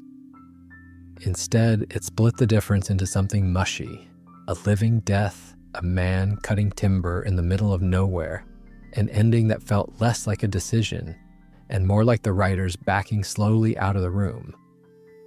The lumberjack became a punchline, shorthand for a show that lost its nerve at the finish line. And I have real sympathy for that reading. The ending doesn't have the courage of the show's best moments. It gestures at tragedy without committing to it. But there's a defense of the hurricane too, and it's grown a little louder over time, and it goes like this. The exile is the most morally coherent thing Dexter ever does. He has finally fully internalized that everyone he loves is destroyed by loving him. That his very presence is a kind of contagion, and so he removes himself completely, denies himself the one thing he wants, the family, precisely because he loves them enough to know they're safer without him. Read generously. The lumberjack isn't cowardice. It's the bleakest possible act of love. A man sentencing himself to isolation because it's the only gift he has left to give. The problem was never the idea, this reading says. It was the execution, the flatness of how it was shot and paced. The concept could have devastated. The delivery shrugged, and I think that's probably the fairest verdict on the hurricane. A defensible idea let down by a curiously bloodless execution. The snow, New Blood's ending, generates a different argument. Its defenders, and I count myself among them, point out that it does the thing the hurricane refused to do. It commits. It answers the show's oldest question, the inheritance, and it answers it with a clear and brutal image, the son killing the father to keep from becoming him. It has the courage of a real ending. It means something. After the shrug, it lands a genuine blow. But its critics are equally passionate, and their case is worth hearing too. Some simply couldn't bear it, couldn't accept watching Dexter die at the hands of his own child, found it too cruel, a punishment rather than a conclusion. Others felt it betrayed the character, that Dexter dying passively, telling his son he's doing the right thing, wasn't true to a man who fought so hard to live for so long. And still others found the whole thing bleak to the point of nihilism. A story that spent all those years making you care about a man only to end on his child being forced to kill him. The snow doesn't shrug, but some people wish it had shrugged a little, wish it had been kinder, wish the cycle had broken some gentler way. And then, of course, the whole discourse got upended again because Resurrection revealed that the snow ending didn't stick either. That Dexter survived the gunshot, that the committed, courageous, brutal ending turned out to be as reversible as the shrugged. And this opened a third front in the argument, the question of whether bringing him back cheapens both endings, whether a character who dies twice and lives both times has any real stakes left, whether the franchise's refusal to let him stay dead is a betrayal of the very finality that made New Blood work. If the son kills the father and the father just gets back up, then the son didn't really break the cycle, he just interrupted it, and the meaning drains out of the snow the same way it drained out of the hurricane. Both endings revealed as temporary. That's the strongest version of the case against the resurrection, and it's a good case. The counter, which we touched on when we talked about the afterlife, is simply that people wanted more, that the appetite for time inside Dexter's head is real and enormous and commercially proven, and that a story people this hungry for arguably shouldn't end just because a finale was tidy. Death in serialized drama has always been negotiable when the audience is willing, and the audience is very willing here. So the franchise keeps him breathing, and the endings become less like conclusions and more like rest stops, and whether that's a tragedy for the story's integrity or a gift to the people who love it depends entirely on which you value more. The clean shape of a finished thing or the ongoing pleasure of a thing that continues. What I find lovely and slightly funny about all of this is that the argument itself has become part of the show's identity. Dexter is now partly a show people argue about the ending of. Both endings, all the endings, the way some shows are defined by a catchphrase or a theme tune. The discourse is load-bearing, and I think that's a sign of how much people care, because you don't argue for a decade about the ending of something you're indifferent to. The fury about the hurricane, the the passion about the snow, the unease about the resurrection, all of it is love in a defensive crouch. People wanted the ending to be worthy of the show they loved, and when it wasn't, or when they weren't sure it was, they argued. And the arguing was a way of continuing to hold the thing close. There are worse fates for a story than to be argued about forever. It means it's still alive in people, still unresolved, still worth the breath. Where I've landed, for what it's worth, is that I don't need a definitive ending for Dexter, and I've made a kind of peace with the fact that the franchise may never give me one. Because the character was always about an unanswerable question, and unanswerable questions don't really have endings, they just have pauses. Whether he dies in a storm or in the snow or lives on in a new city, the thing underneath, the boy in the container asking whether he's a person or a performance, never resolves, and maybe shouldn't. Let it stay open. It's a better thing to fall asleep on than a verdict. Let's move outward now, to the show's life in the world beyond the screen, its footprint, the way it landed in the culture and stayed there. A gentle wander through the legacy of the thing. Let's step all the way outside the show now and look at the dent it left in the wider world. Because Dexter didn't just run for a while and vanish, it became a genuine cultural fixture. One of those shows that people who never watched it still somehow know things about, and that's a rare achievement worth appreciating. Part of the footprint is simply how it changed what television thought it could do. When Dexter arrived, the idea of a sympathetic serial killer as your weekly protagonist was transgressive. This was part of a wave, that era when premium cable was discovering that audiences would follow deeply compromised, even monstrous men as leads, that you could build a hit around someone you'd be terrified to meet. Dexter was one of the shows that proved the anti-hero could go all the way to the extreme edge, that the audience would stay with a character who does the single most unforgivable thing a person can do as long as the craft was there to carry them. It expanded the permission structure of the medium. After Dexter, the range of who could anchor a prestige drama got wider and darker. And while it wasn't alone in that, it was one of the boldest tests of the principle. And it passed. That's a real legacy, quietly baked into shows that came after and never had to fight the same battle. Then there's the sheer cultural saturation of specific images and phrases. The plastic-wrapped kill room became instantly recognizable shorthand, parodied and referenced everywhere, the kind of visual that people who have never seen an episode can nonetheless picture. Dokes' furious catchphrase entered the culture as a meme, endlessly quoted, detached from its context and floating free.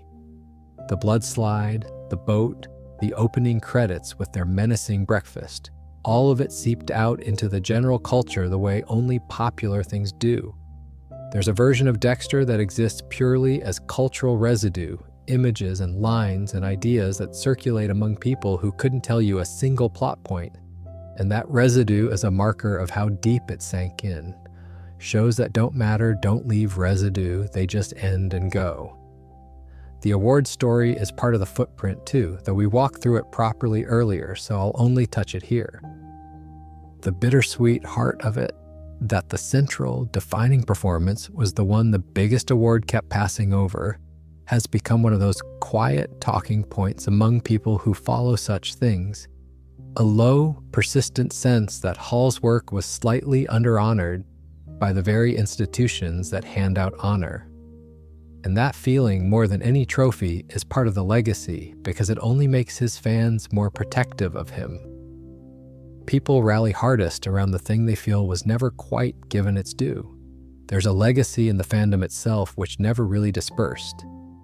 Dexter fans are a particular breed, deeply engaged, endlessly analytical, forever rewatching and relitigating, and that community persisted. Through the years, the show was off the air, kept the thing alive in conversation, and was arguably a big part of why the revival happened at all. There's a whole ecosystem of people who think about this show far more than is strictly reasonable. And I say that with total warmth because I am obviously one of them, sitting here at this hour talking you to sleep about blood slides and shipping containers. The passion of the fandom is a legacy in its own right. The proof that the show forged a real, durable attachment. the kind that survives disappointment, survives a bad finale, survives years of silence, and comes roaring back the moment there's new material to argue about. That's not nothing. Most shows are loved and then let go. Dexter got kept. And the revival's own success is now part of the footprint, folding back on itself. The fact that the newest chapter broke streaming records, pulled the biggest audience the franchise had managed in years, and earned itself more seasons, that's the culture voting decisively that it still wants this. A show that started as a transgressive experiment nearly 2 decades ago is now a reliable, record-breaking property that people show up for in enormous numbers. There's something remarkable in that longevity, the distance traveled from risky curiosity to established institution. Dexter has outlasted most of its contemporaries, outlasted the era that produced it, and reinvented itself for a new streaming age. And it did all that on the strength of one hollow man's voice and one impossible premise that somehow, against all odds, people never got tired of. I think the deepest reason for the footprint underneath the memes and the awards and the fandom is that the show asked a question that doesn't go away. What makes a monster, and can a monster be anything other than what it is?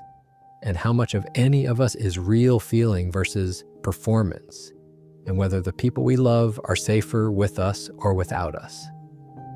Those aren't questions that expire. They're the permanent questions dressed up in plastic sheeting and Miami sunlight, and every generation that finds the show finds those questions waiting inside it, fresh. That's why it endures, why it keeps getting revived, why the fandom never dispersed. Not the kills, not the twists, not even the great performances. Though all of that helps, it endures because it's about something that stays true. The strangeness of being a person, the fear that you might be hollow, the hope and dread that the people you love can see what you really are. Dress that up however you like. It never stops mattering. That feels like it's edging towards the closing thoughts, but we're not quite there. And I want to give you a couple more gentle, low-stakes wanders first, because the whole point of tonight is to keep the quiet company going as long as you need it. Let's talk craft for a while.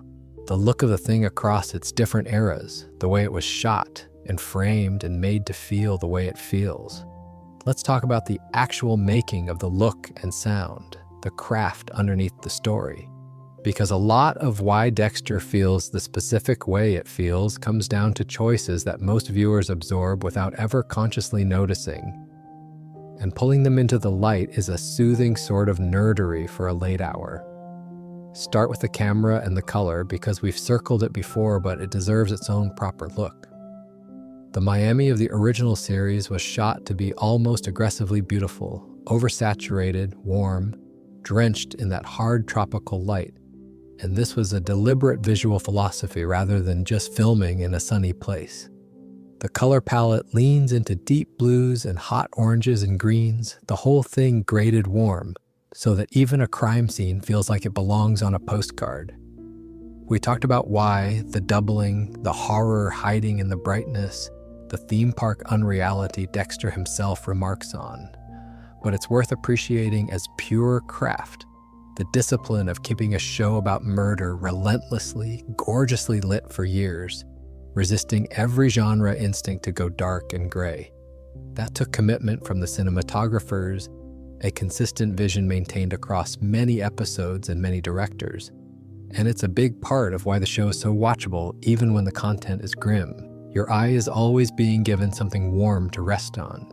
And then the deliberate rupture of that look in the revival, which is one of my favorite craft decisions in the whole franchise. New Blood didn't just change location, it changed the entire visual language, and it did so partly through the frame itself. The revival was shot in a notably wider, more cinematic aspect ratio, a broad letterboxed frame that made the snow-covered landscapes feel vast and cold and exposed. The opposite of Miami's warm, close, saturated intimacy. The wideness of the frame does thematic work, all that empty white space around the figures. the sense of a man with nowhere to hide in a landscape that goes on forever. Where Miami crowded him with color and heat and people, the snow strands him in a huge, cold, wide emptiness, and the aspect ratio itself communicates that before a single line is spoken. It's the kind of choice you might not consciously register but absolutely feel, the picture getting wider and colder and lonelier to match the man's exile. The franchise has played with different frame shapes across its chapters, the prequel and the various revivals each finding their own visual signature, but that shift from the warm, boxed-in Miami to the wide, frozen exile is the one that lands hardest, because it maps so precisely onto the story. The sound, we've talked about Rolf Kent's unchanging title theme and Daniel Licht's humid, Latin-inflected score, and I won't repeat all of that, but I want to add one thought about the role of sound in the show's restfulness specifically, since that's why a lot of us are here. The score is often surprisingly gentle, surprisingly melodic, even in tense scenes, and there's an understated, almost lounge-like quality to a lot of the Miami music. All that warm percussion and those soft, sun-bleached textures. It's not a horror score, mostly. It doesn't shriek and stab the way you'd expect from the subject matter. It hums and sways and keeps you comfortable. And that gap between what's happening and how it sounds is another version of the show's central doubling. The pleasant surface over the dark interior, this time in your ears. The music tells you it's fine even when the images are telling you it very much isn't. And that tension, oddly, is soothing rather than unsettling once you're used to it. You're being reassured and disturbed at the same time, and the reassurance wins most nights, which is why this works as sleep material at all. The performances are craft too, and I've praised the main ones, but I want to note something about the show's use of stillness because it's a directing and acting choice as much as a writing one. Dexter, the character, is often very still, very contained, and the show frequently holds on Michael C. Hall's face doing almost nothing, letting the voiceover carry the interior while the exterior stays placid. That restraint is a deliberate technique, and it's the opposite of how most television is directed, which is toward big, legible emotion. Dexter's whole craft challenge was to make stillness compelling, to make a man who feels little and shows less into someone you can't look away from. And the way the show solved that, the close framing, the patient holds, the voiceover as a window into the blankness, is sophisticated. Contrast it with how the show shoots Deb, all movement and expression and volume, and you see the craft, two characters shot in two completely different visual grammars to externalize their opposite interiors. He is held still and quiet. She is loose and loud. The camera treats them as the mirror images they are. There's craft in the editing rhythm too, the way the show cross-cuts between Dexter's day life and his night work, between the office and the kill room, between the mask and the truth, building its meaning through juxtaposition, one world commenting on the other in the cut. A scene of ordinary domesticity edited against a scene of stalking, the banal and the monstrous rubbing against each other in the assembly. That's where a lot of the show's irony lives, not in the writing but in the editing, in the decision about what to put next to what. It's a show that thinks in contrasts, and the editing is where the contrasts get their punch. And the locations, the specific texture of place, the marinas and the apartments and the department and the particular Miami of it, all of that production design work building a world solid enough to believe in. We talked about the domestic texture earlier, and a lot of that texture is a design achievement, the accumulation of specific lived-in spaces that make the constructed normal life feel real. The apartment we started in hours ago, the ordered one with the box in the wall, that's a design space, every object chosen to say something about the man, the neatness, the restraint, the single hidden wrongness in the air conditioning. Craft all the way down, in service of a character who is himself a kind of construction, a designed surface with something hidden inside, which means the show's whole method mirrors its subject. A carefully built, pleasant exterior with a secret in the walls. The show is made the way Dexter is made. I find that satisfying in a way I can't fully justify, but there it is. That's plenty of craft for one sitting. Let's turn back to the people for a bit, because I've realized there are relationships and dynamics we've only glanced at. And the quiet back and forth between characters is some of the gentlest material to drift off to. Let's spend some time on Dexter and Deb, specifically the beating heart of it, the two of them, up close. We spent a whole section on Deb earlier, on her arc and her end, so I won't retread that ground. What I want to do now is something smaller and gentler. Just sit with the two of them, the brother and the sister, the actual daily texture of the relationship, because it's the warmest thread in the whole show, and warm things are what you want at this hour. The thing that makes their dynamic work before any of the big dramatic reveals is how ordinary it is most of the time. They bicker, they tease. Deb swears at him affectionately, and he absorbs it with that flat calm of his.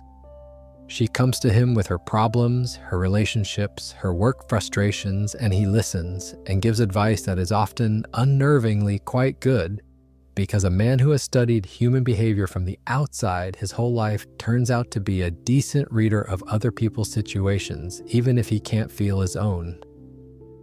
There's a running quality to their scenes that's just siblings being siblings, the shorthand, the old jokes, the exasperation that only family earns.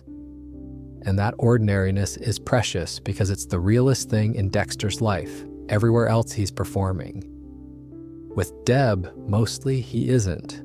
Or he's performing so much less that it barely counts. She's the one relationship where the mask sits loosest. What's quietly devastating, watching it back knowing everything, is how much Deb loves him. Plainly and completely from the very start. She idolizes him a bit. Her big brother, steady and reliable, the one fixed point in a life full of chaos and bad boyfriends and career frustration.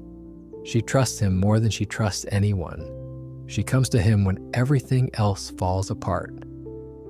And he lets her, and he protects that trust fiercely, and the whole time there's the wall between them, the thing Harry told him never to reveal. The secret at the center of him that would shatter her if she knew. So every warm sibling scene has this undertow, the knowledge that her trust is built on not knowing, that the brother she loves so completely is partly a fiction constructed specifically so she can keep loving him. It's love across a gap she can't see. And the show lets you feel the gap in scene after scene, years before it ever closes. And then it closes in the church, and everything about the dynamic curdles and complicates, and we've been through that. But what I want to note here is the specific tragedy of what knowing does to the closeness. Before, their relationship was simple and warm, even with the secret underneath, because she didn't know, so the warmth could be pure. After, the warmth is still there. That's the terrible part. She doesn't stop loving him. But now it's poisoned, tangled up with horror and complicity and an impossible moral position. The knowing doesn't kill the love, it just makes the love unbearable to carry. She loves a monster, knows he's a monster, can't turn him in because she loves him, and hates herself for all of it. And none of that stops the love, it just wraps it in barbed wire. That's a far crueler thing than if the revelation had simply ended their bond. The bond survives. It's the survival that destroys her. There's a poetry to how the show frames them physically over the years too, which I love. Early on, they're often shot together comfortably, side by side, easy in each other's space. As the show goes on and the secret's weight grows, the framing gets more fraught, more distance, more barriers, until by the end they can barely occupy the same space without the whole history pressing in. And then, at the very end of her life, the closeness returns, terribly, in the hospital, in the boat. The two of them together again in the most final way. The show tracks the whole relationship and how it places their bodies in the frame, close then distant, then close again in death. And it's the kind of thing you only notice on a rewatch, but that's been shaping how you feel the whole time. I said earlier that Deb is the audience's heart, the person whose feelings we borrow because Dexter can't supply his own. And I want to expand on that a little because it's the key to why the relationship matters so much structurally. In a show narrated by a man who feels little, you need somewhere to put the feeling, and the show puts it in Deb. When something terrible happens, we don't get much from Dexter's flat interior, but we get everything from Deb's face, her fury, her grief, her love. She feels the things Dexter can't, on his behalf and on ours. She's the emotional translator for the whole series, converting Dexter's blankness into human feeling we can share. Which means that when she's gone, the show loses its ability to feel things in a real structural sense. There's no one left to carry the emotion Dexter can't. That's part of why everything after her death has that hollow, drifting quality, not just because Dexter is bereft, but because the show itself has lost its heart, the character who did its feeling for it. New Blood partly solves this by making the dead Deb his conscience, keeping her voice in the show even after her death, which is the writers recognizing, I think, that they couldn't do without her, that the show needs Deb's voice even when Deb is gone. So they kept her as a ghost because the alternative was a show with no one to feel anything. The relationship between Dexter and Deb is, in the end, the show's real love story, more than any of the romances, because it's the one that's completely unperformed on her side, and as close to unperformed as he gets on his. He chose her over his own brother, back at the very beginning, chose the constructed family over the blood family, and that choice held for the rest of both their lives. Whatever Dexter is, whatever the hollow place does or doesn't contain, the show is clear that his feeling for Deb was the truest thing in him, the closest he ever came to the real article. And she never fully knew that, not the way she deserved to, because the secret stood between them until it was too late. Two people who loved each other completely across a distance one of them couldn't see and the other couldn't close. That's the whole show, really, distilled into one relationship. Everything else is commentary on that.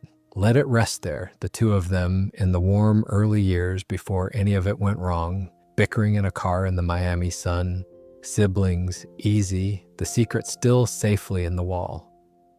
That's a good image to hold.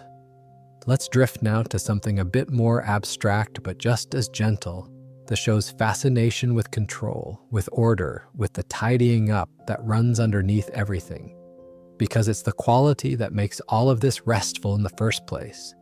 I keep coming back all night to this idea of tidying, and I want to give it a proper section, because I think it's the secret key to why a show about a serial killer works as something to fall asleep to, which is, on the face of it, an absurd thing for it to be. Dexter is, above everything else, a story about control. The whole character is an exercise in imposing order on something that wants to be chaos. The urge to kill is chaos, a wild, formless hunger, and everything Dexter does is about giving that chaos a shape rigid enough to contain it. The code is order imposed on the urge, rules where there would otherwise be appetite. The ritual is order imposed on the act, the plastic and the table and the sequence. Every kill the same, chaos rendered into procedure. The apartment is order imposed on his living space, the neatness, the everything in its place. The mask is order imposed on his social existence, the performance following its careful script. Even the slides in the wall are order imposed on memory, chaos cataloged, each death filed and labeled and kept. The man is a machine for turning mess into system, and he does it compulsively everywhere, all the time. And there is something about watching that, about watching mess reliably turned into system, that soothes a tired brain profoundly.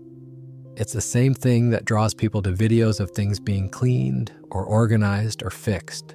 The satisfaction of disorder resolving into order, of a process followed to completion, of everything ending up where it should be. Dexter is, weirdly, a very long version of that satisfaction, dressed in the most extreme possible clothing. No matter how chaotic an episode gets, how close the walls come, how much goes wrong, Dexter's going to tidy up. He's going to restore order. The plastic will come down, the traces will be erased, The body will go into the reliable current and be carried away, and the world will be returned to a state of calm surface. The tidying always comes. And there's a deep, almost bodily reassurance in that reliability. The promise that however bad the mess, someone will clean it. I think that's why the show functions as sleep material, more than the warm color or the gentle score. Though those help, it's the underlying rhythm of disruption and restoration, chaos and cleanup that the show runs on. Every kill is a little cycle of that rhythm. Something needs dealing with, and Dexter deals with it thoroughly, and order returns, over and over for years. And a tired mind, looking for something to hold on to as it lets go, latches onto that rhythm and finds it steadying. The world can be a mess, the rhythm says, but the mess gets handled. It gets cleaned up. You can rest because someone is tidying. Of course, the show is also, underneath, deeply ironic about all this control, and that's part of its intelligence. Because for all Dexter's compulsive ordering, the thing he most wants to control, his own nature, his own fate, the safety of the people he loves, is precisely the thing that keeps escaping him. He can tidy a kill room to perfection and cannot keep his wife alive. He can catalog every death and cannot prevent his sisters. He can impose order on everything except the one thing that matters, the consequences of being what he is, which spill out chaotically no matter how neat he keeps the details. The tragedy of Dexter is a man obsessed with control who cannot control the only things worth controlling. He tidies the surface flawlessly while the depths run wild. So the tidying is both soothing and quietly heartbreaking, another of the show's endless doublings, comfort and tragedy in the same gesture. He cleans up beautifully, and it never saves anyone. There's a philosophical thing under here too about the human need for order in the face of a chaotic and meaningless world. And Dexter is in some ways a very dark parable about that need. We all of us, build systems to hold back the chaos, routines and rules and rituals that give our days shape and keep the formless dread at bay. Dexter's system is monstrous, but the impulse behind it is universal. The impulse to impose meaning and order on a life that would otherwise be unbearable in its randomness. He just does it with plastic sheeting and a boat. Strip away the murder, and you have a man white-knuckling his way through existence by controlling everything he can reach, because the alternative, letting the chaos in, is intolerable. Most of us know that feeling. Most of us have our own smaller versions of the order department and the careful ritual, the ways we hold ourselves together. Dexter is that impulse taken to its most extreme and terrible conclusion, and part of why he's oddly relatable underneath everything is that we all recognize the need to tidy, the need to keep the mess contained, even if our mess is nothing like his. And here's a gentle thought to rest on. The reason the tidying is soothing rather than sad in the moment, even though we know it's ultimately futile, is that in the moment it works. The kill room does get cleaned, the order does return for now, for tonight.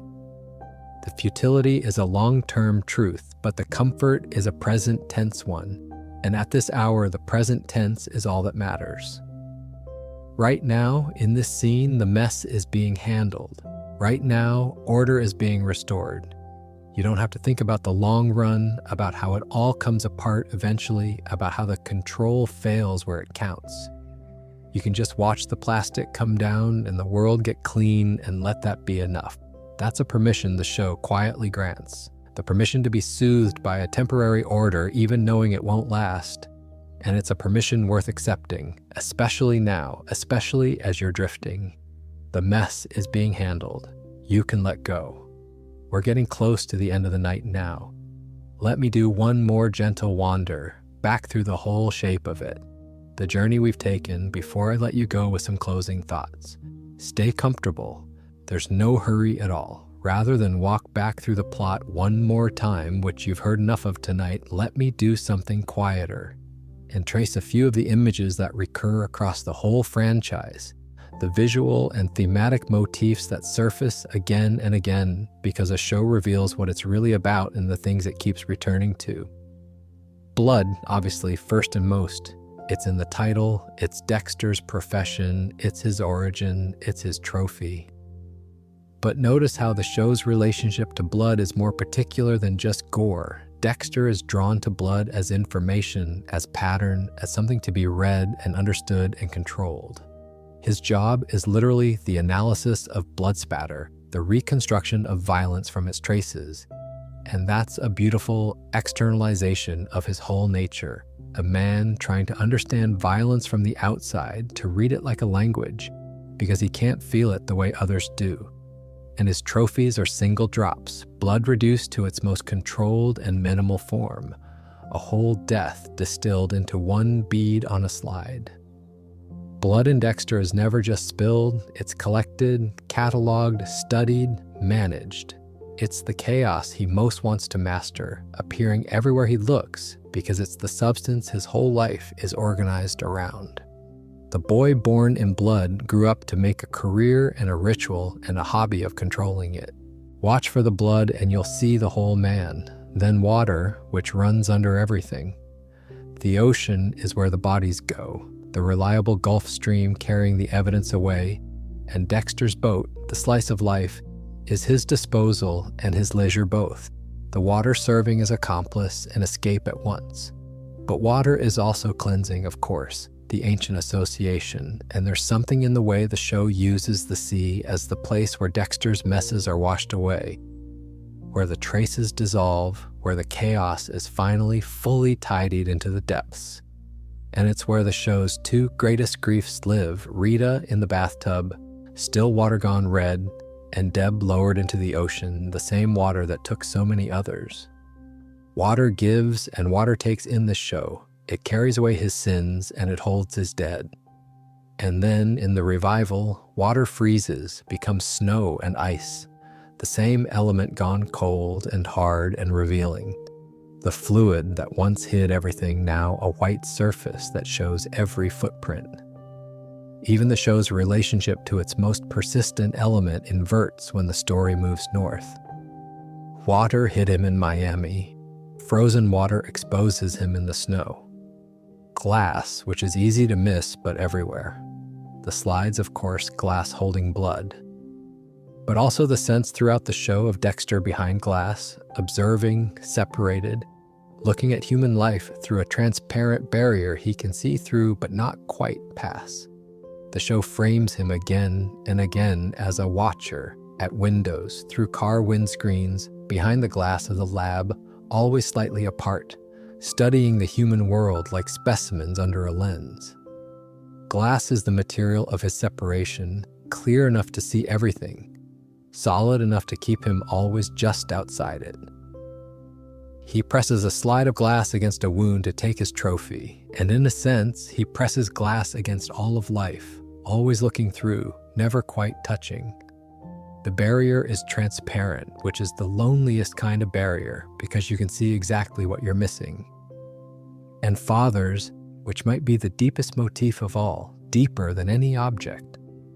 Dexter is drowning in fathers. Harry, the adoptive father who built him, present as a ghost for most of the series.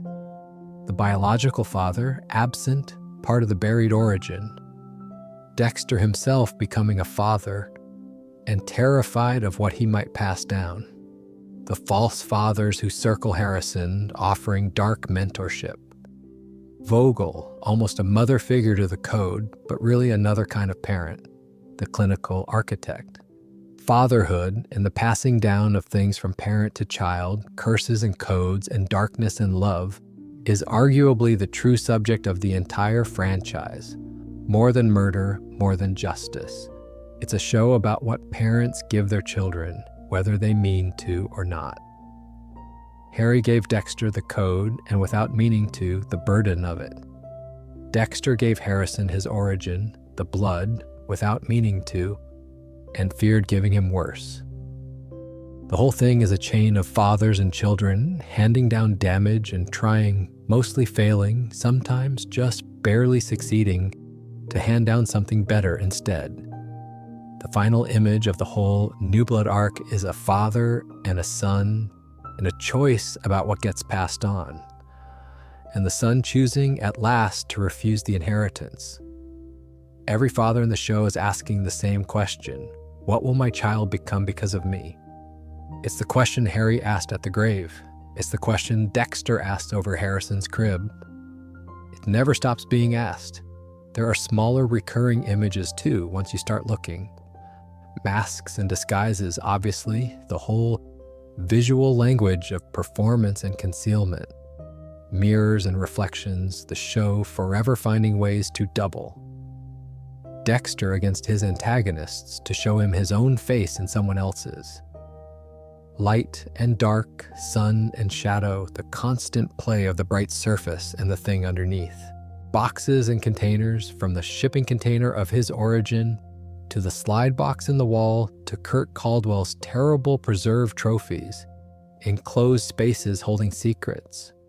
Once you're attuned to them, the motifs are everywhere, the show speaking to itself in a private visual vocabulary, and part of the pleasure of a rewatch is catching the echoes, seeing how an image planted in the first season pays off in the last, how the container comes back as the bathtub comes back, as the ocean comes back as the snow.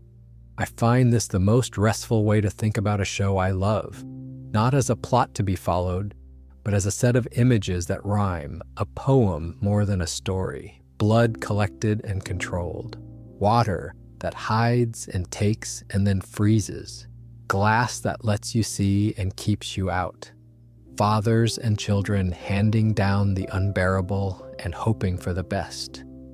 Hold those loosely as you drift. They're the real shape of the thing, underneath all the incident. The plot is what happens.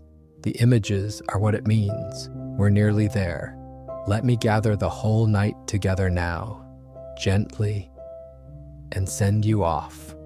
One last section, the closing thoughts. And then I'll wish you good night properly and let the quiet take over. Before I give you the closing thought, indulge me a couple more gentle wanders because there's texture we haven't touched, and the night still has room in it. Let me talk about the smaller hunts, the ones that weren't the season-long chess matches, the individual targets Dexter worked through episode by episode, because they're the connective tissue of the show, and there's a lot to appreciate in how they were handled. Not every kill in Dexter is a major antagonist. Woven all through the series are the one-off targets, the killers of the week, the individual predators Dexter identifies, investigates, confirms, and dispatches, often within a single episode or two, while the larger season plot rumbles along underneath. And these smaller hunts are where you see the code operating as a working method day to day rather than as grand philosophy. This is Harry's system in ordinary use, and watching it run in routine targets is quietly fascinating. The process is always more careful than people remember, and that carefulness matters because it's the whole moral scaffolding in action.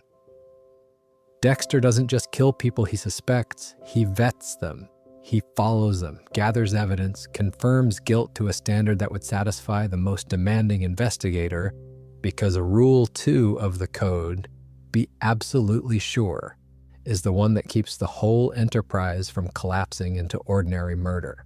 So a typical hunt is really a private investigation, Dexter using his professional access and skills to build a case against someone the justice system missed, and only when he's certain, truly certain, does he move to the ritual. The show spends real time on this vetting, and it's not just plot mechanics, it's the show insisting on the distinction between Dexter and the people he kills. They kill indiscriminately, or for pleasure, or for gain. He kills only the confirmed guilty, only after proof. Whether that distinction ultimately holds up morally, we've chewed over already, but the vetting is where the show makes its case, episode after episode.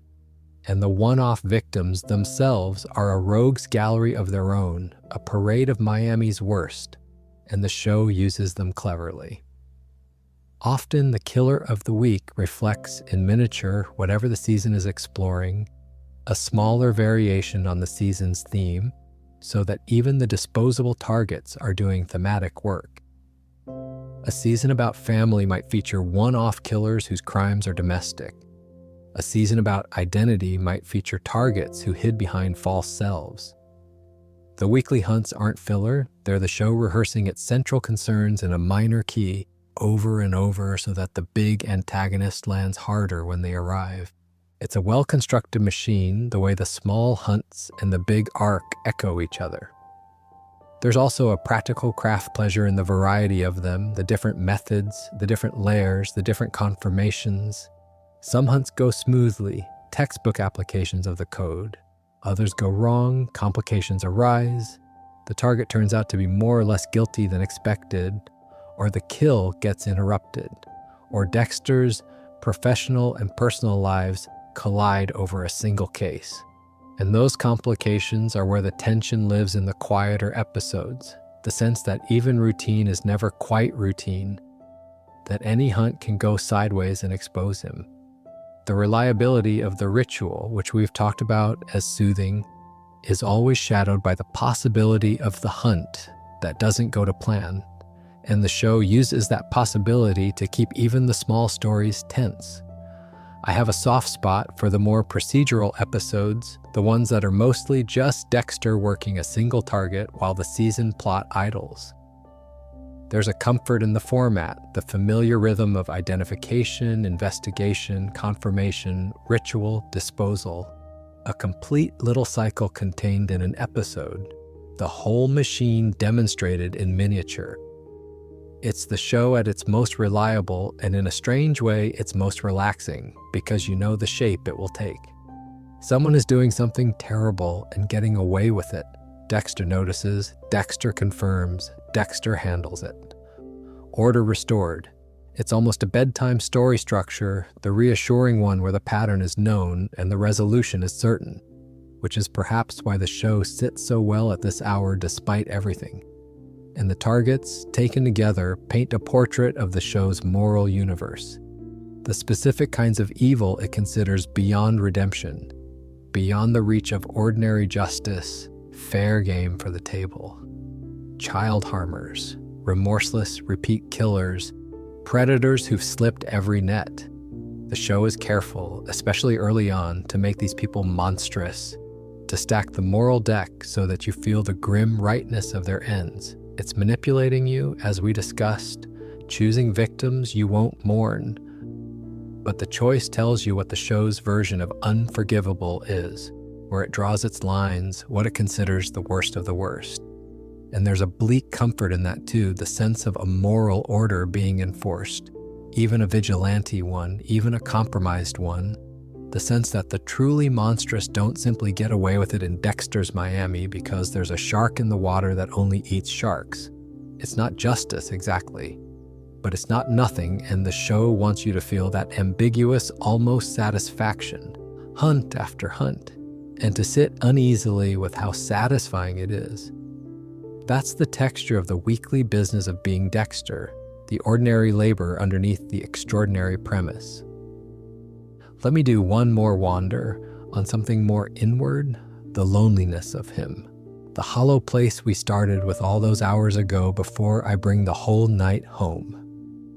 We started the night hours ago with Dexter's own description of himself, the hollow place inside, the sense of faking every human interaction. I want to return to that now at the end and turn it over one more time because it's the thing that makes the whole enormous machine of the show finally worth caring about. And I've come to understand it a little differently over the years. The easy way to read the hollow place is as coldness, as absence, a man who simply doesn't feel and therefore can't be reached and doesn't much suffer for it. And early on, the show sometimes lets you believe that. Lets Dexter present himself as serenely empty, untroubled by the lack, an efficient machine performing humanity without needing the real thing. But the longer you sit with him, the more you notice that the hollow place isn't peaceful. It aches. A truly empty man wouldn't keep the slides, wouldn't grieve, wouldn't break his own rules for the people he loves, wouldn't need the ghosts of his father and sister to keep him company in his own head. The hollow place isn't a comfortable absence. It's a wound. And what Dexter feels underneath the flat surface isn't nothing. It's a permanent, low, unanswerable longing. The longing of a person pressed up against the glass of human connection, seeing it clearly, wanting it, and unable to quite pass through. That's what turns him from a monster into a tragic figure, and it's why, against every instinct, we feel for him. Because the longing is recognizable. Most of us have felt at some point some version of it, the sense of standing slightly outside the warmth, of performing a connection we're not sure we're really feeling, of wondering whether the self we show people is the real one or just a well-practiced surface. Dexter is that universal fear taken to its absolute extreme, a man for whom the surface is all there is or all he can find, and who spends his whole life reaching for something he suspects he lacks the equipment to hold. And the reaching is the thing. He keeps reaching, he marries, he fathers, he loves his sister, he tries over and over to build the human life, to feel the human things, to be more than the performance. And he mostly fails, and the failing is heartbreaking precisely because the trying is so persistent. A man who didn't care wouldn't keep trying. Dexter keeps trying his whole life in every city through every loss. That's not emptiness, that's yearning with no way to be satisfied. There's a reading of the whole show as an extended meditation on loneliness, and it's the reading I've come to hold most closely.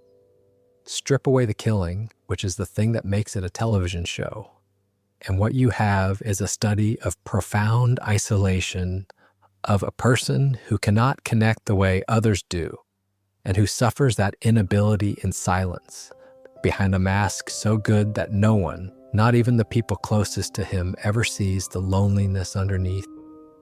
He is surrounded constantly by people, colleagues, family, lovers, and he is entirely alone inside all of it. And the aloneness never lifts because the barrier isn't circumstantial, it's constitutional, it's who he is. He can't fix it by finding the right person or the right life. Hannah came closest, another damaged soul who could see him fully, and even that couldn't hold. The isolation is permanent because it's structural, and knowing that, watching a man who cannot escape his own separateness keep trying to escape it anyway, is as sad as anything the show does with a knife. And the ghosts we've talked about, the dead father and the dead sister living in his head, are the purest expression of the loneliness. When the only company you can fully keep is with the dead, with people you've had to reconstruct inside your own mind because the living can't reach you, you are as alone as a person can be. Dexter furnishes his solitude with ghosts because ghosts are the only companions who will stay, who won't leave or reject or fail to understand. It's the loneliest possible solution to the loneliest possible problem, and it's also, in its terrible way, a kind of resourcefulness. A man building companionship out of memory because it's the only material he has. There's something almost admirable in it, the refusal to be entirely alone even when everything about his nature condemns him to it. He populates his emptiness with the people he lost. It doesn't work, not really, but he does it anyway because the alternative is unbearable. Here's the thought I keep landing on, and it's the one I'll leave in this section. We feel for Dexter despite everything he is and does because the show quietly convinces us that the worst thing about him isn't the killing, it's the loneliness, and the loneliness is the part we share. The killing is alien, monstrous, outside anything most of us can relate to. But the hollow place, the longing, the performance, the fear of being empty, the reaching for connection that never quite completes, that's human, that's ordinary. That's a feeling that lives in nearly everyone to some degree. And the show smuggles that recognition in under the cover of the horror, so that by the time you realize you're feeling for a serial killer, what you're feeling for is the lonely, longing, disconnected part of yourself that you see reflected in him. That's the real trick, deeper than the moral one we talked about earlier. It's not just that the show makes you root for a monster, it's that it makes you recognize yourself in one, and having recognized yourself, you can't quite stop caring however much you know you should. That's a heavy thought to hold, so hold it lightly, the way you're holding everything now, loosely as you drift. The lonely man reaching for connection through the glass. It's sad, but it's a familiar sadness, and familiar sadnesses are gentle in their way, more lullaby than nightmare. We all know the feeling of standing a little outside the warmth. Dexter just never gets to come in. All right, that's the last of the wanders. Let me bring the whole night home now, gently, with some closing thoughts, and then I'll wish you good night properly. I said that was the last wander, and then I lay here thinking about it, and realized I'd never properly talked about how funny Dexter is, and it would be a shame to send you off without it, so forgive me one more gentle detour. The night's still with us. There's time, because Dexter is a very funny show, and people forget that when they summarize it, because serial killer drama doesn't sound like it should have jokes in it. But the humor is one of the main reasons it's watchable at all. One of the main reasons it works as light company rather than heavy dread, and it's worth appreciating on its own terms. The comedy is what keeps the whole thing from tipping over into something too bleak to sit with, and it's woven right through the fabric of the show, not stuck on top of it. Most of it lives in the narration, in Dexter's dry, deadpan interior voice. Michael C. Hall delivers those voiceovers with this beautifully flat, understated wit. A man commenting on his own strange life with the detachment of an anthropologist studying an odd tribe. He observes human behavior, the small talk, and the social rituals, and the emotional performances with the bafflement of an outsider. And the bafflement is funny because he's describing the ordinary things we all do as though they were exotic customs he's had to learn by rote. His confusion at normal human warmth, his careful strategizing about how to appear appropriately sad at a funeral or appropriately pleased at a party, his running commentary on the absurdity of the social world he's pretending to belong to, all of it is played for a dry, clever comedy that runs underneath even the darkest material. He's funniest often when he's being most honest about how little he understands the people around him, and the honesty and the comedy are the same thing. And there's the blacker comedy of the situations, the show's willingness to find the absurd and the horrific. A man disposing of a body and being interrupted by the mundane demands of his day job. A serial killer having to attend a baby shower or navigate office politics, or pretend to enjoy a colleague's tedious hobby, all while managing his other secret life. The comedy of a monster having to do admin, essentially, the collision of the extraordinary and the utterly ordinary, which we touched on with the domestic texture, but which is played for laughs as often as for pathos. There's something inherently funny about the world's most careful killer having to worry about whether he remembered to bring the donuts, and the show knows it and minds it gently throughout. Masuka is the broadest source of comedy, the office jester, and his humor is a lot, and not all of it lands the same way now, but the function of him is sound, the pressure valve, the character whose job is to puncture the tension and remind you to breathe. Every scene that's getting too heavy can be lightened by cutting to Masuka being ridiculous, and the show uses him exactly that way, the tonal relief, the guarantee that things won't stay grim for too long. And Deb's profanity, which we've mentioned, is its own kind of comedy. The sheer inventive relentlessness of it, the way she swears like it's an art form, and the humor there is affectionate, a character quirk that's also a release, for her and for us. But my favorite humor in the show is the quietest kind, the little ironies the show plants and lets you notice on your own. The boat called the slice of life. Dexter's job being blood spatter analysis, a perfect grim joke about a man surrounded by the thing that defines him. The donuts as a weapon of camouflage. The whole conceit of a killer working for the police, walking through the department every day, the ultimate hiding in plain sight gag stretched across years. These aren't jokes with punchlines, they're structural ironies, the show smiling to itself about its own premise, and catching them is one of the ongoing pleasures of watching. The show has a sense of humor about what it is, And that self-awareness, that lightness of touch about its own dark premise is a big part of its charm. It never takes itself so seriously that it forgets to wink at you.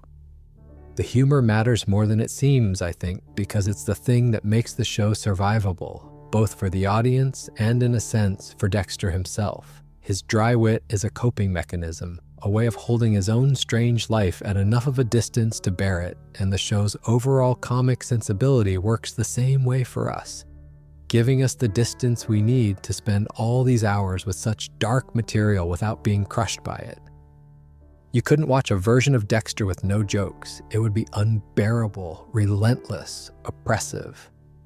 The comedy is the breathing room, the lightness that lets the darkness be bearable.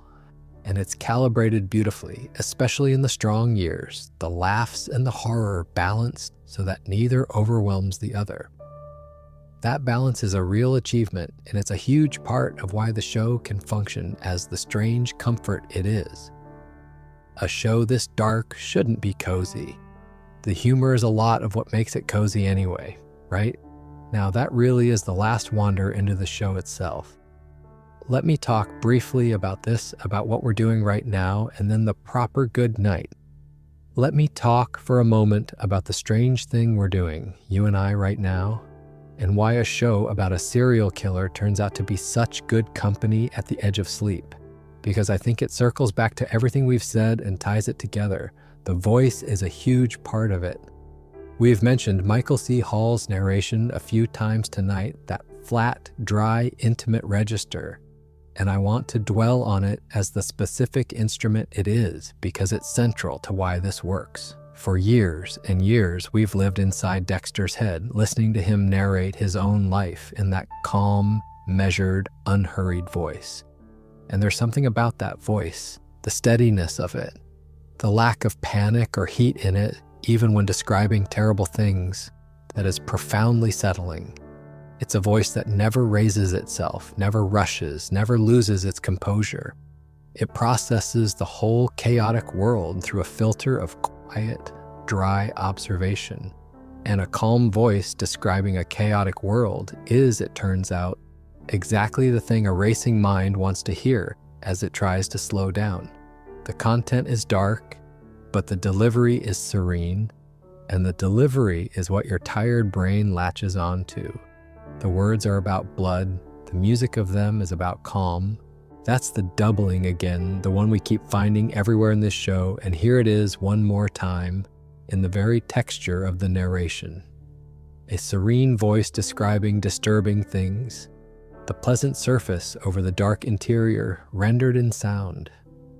And it's why the show soothes rather than frightens at this hour, because your drifting mind isn't really parsing the plot, it's floating on the tone, and the tone is unwaveringly calm. Dexter, of all people, has one of the most reassuring voices on television, precisely because nothing rattles it, because it meets horror with the same even, thoughtful register. It meets everything, and that unshakable evenness is a kind of lullaby. A man who is never surprised, never panicked, never loud, talking you through a world that would panic anyone else. There's a safety in that, however strange, the safety of a companion who cannot be alarmed. And there's the reliability of the whole thing, which we've come at from a few angles tonight. The ritual, the tidying, the restoration of order. As company for sleep, that reliability is everything, at some deep level, that the show will resolve its immediate tensions, that the mess will get handled, that order will return. You're not left hanging in dread. Even the cliffhangers, even the shocks, sit inside a larger rhythm you trust, the rhythm of disruption and cleanup, and that trust lets you relax into it. This isn't a show that's going to leave you jangled and wide awake. It's a show that, for all its darkness, keeps returning you to calm over and over. And a mind that trusts it will be returned to calm can let itself drift toward sleep without fear of being jolted. There's a companionship and familiarity too, especially if you've seen the show before, which a lot of people falling asleep to it have. When you know the story, the tension drains out, and only the company remains. You're not watching to find out what happens, you're just spending time in a world you know, with characters you know, in a voice you know, and that's about the most restful thing there is. The company of the familiar, the way an old, well-loved film or a favorite album can hold you without demanding anything. You've been to Miami before. You know about the box in the wall, the boat, the code, the sister. There are no surprises left to keep you alert, just the warm familiarity of a place you visited many times. And familiarity at this hour is a form of safety. You're home in a strange way, in this odd sunlit world of blood and donuts and dry narration. It's become a place you know how to rest in. And maybe underneath all of that, there's the thing we landed on a couple of sections ago, the loneliness, the hollow place, the reaching for connection. Because a voice in the dark, talking to you gently, hour after hour, is itself a kind of connection, a companionship, a way of not being alone at the loneliest hour of the day.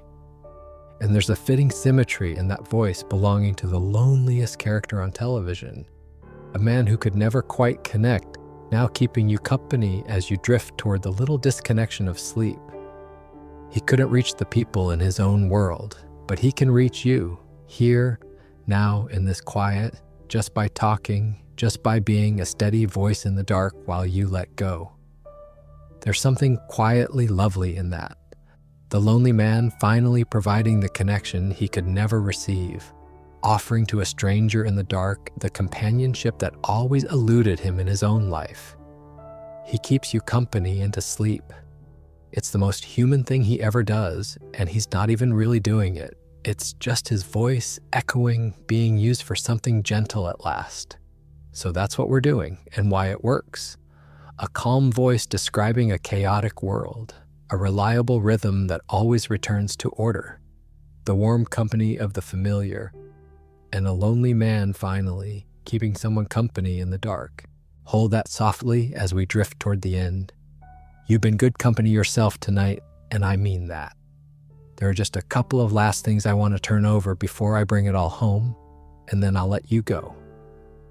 One of the quietest ways to understand a character is to look at the lives they were offered and refused, the doors they stood in front of and chose not to walk through, because a person is defined at least as much by their refusals as by their choices. And Dexter, across all these years, was offered several completely different lives and turned every one of them down. And the pattern of those refusals tells you something true about him. So let me walk through the roads not taken gently as one of the last things. The first door was Brian's right at the beginning, his brother, the other boy from the container, offering him the life of open brotherhood. Two killers together, no mask, no code, no pretending, just the truth of what they both were. Shared, it was the offer to stop performing, to be fully known by someone who came from the exact same darkness. And Dexter refused it, chose Deb and the constructed human life over the honest, monstrous one, chose the mask over the truth. That refusal set the pattern for everything after. Offered the chance to be what he really was, out in the open, with someone who'd understand, he said no, and kept the disguise, and killed his own brother to protect the lie. He wanted the human life more than he wanted to be understood, even though the human life would always be a performance and being understood would have been real. That's a profound thing to choose, the performance over the truth, and he chose it first and kept choosing it. The second door was Miguel's, the offer of partnership, of friendship among equals, someone to share the work with, to not be alone in it. And Dexter was tempted because the loneliness runs so deep, but the road turned out to lead somewhere monstrous, a partner who wanted power rather than principle. And Dexter refused it too, and again had to kill the man who offered it. The lesson of that refusal was about the code, that the rules were the whole point, that a companion who didn't share them was worse than no companion at all. He chose solitude with principle over company without it. The third door was Trinity's, and this was the most seductive, the offer not from a person exactly, but from an example. the living proof that you could have both, the family and the killing, the whole human life and the secret one, sustained for decades. Dexter didn't refuse this one cleanly. He wanted it, reached for it, tried to learn it, and that reaching cost him Rita, cost him everything. It's the road he tried to take and couldn't, the door that turned out to open onto catastrophe. And the lesson, learned too late, was that the two lives can't coexist, that trying to have both destroys both, that Trinity's family wasn't proof of anything except how much terror a house can hold. The road he most wanted was the one that ruined him. And the last door was Argentina, Hannah, Harrison, the escape, the offer of a life fully known and fully accepted by an equal, somewhere far away where the mask could finally come off for good. It's the road he tried to take at the very end of the original series, and it slipped away, and he refused himself even the wreckage of it, choosing the lumberjack's exile instead, the ultimate refusal, the decision that the only safe life for him was no life at all, no connection, no love, nothing that could be destroyed by proximity to what he was. Every door he was offered led toward connection of some kind, brotherhood, friendship, family, escape, and he refused or lost everyone, and ended up alone in the cold, which is where a man who cannot connect was perhaps always going to end up, however many doors he was shown. I find the roads not taken almost sadder than anything that happens in the show, because they're the ghosts of the lives Dexter could have had, hovering behind the life he did have. All of them roads toward being less alone, all of them closed. He was offered again and again a way out of the hollow place, and every time, whether by choice or by circumstance or by the sheer impossibility of his nature, the way out closed. That's the shape of his life, seen from a distance. A series of doors onto connection, and a man who could never quite walk through any of them. And the slow narrowing of his options until only the cold and the solitude remained. Hold that softly. The lives he didn't get to live. They're part of him too, the negative space around the man, the shape of everything he reached for and couldn't hold. Here's the last thing I want to turn over before we close. And it's the one that points back at you and me rather than at the screen, because I think it's the most interesting thing of all about this show. Why were we willing to spend all these years with him? What does it say about us, the audience, that a story about a serial killer became something millions of people loved, returned to, defended, and now fall asleep to? That's worth a gentle look, without any judgment, just curiosity.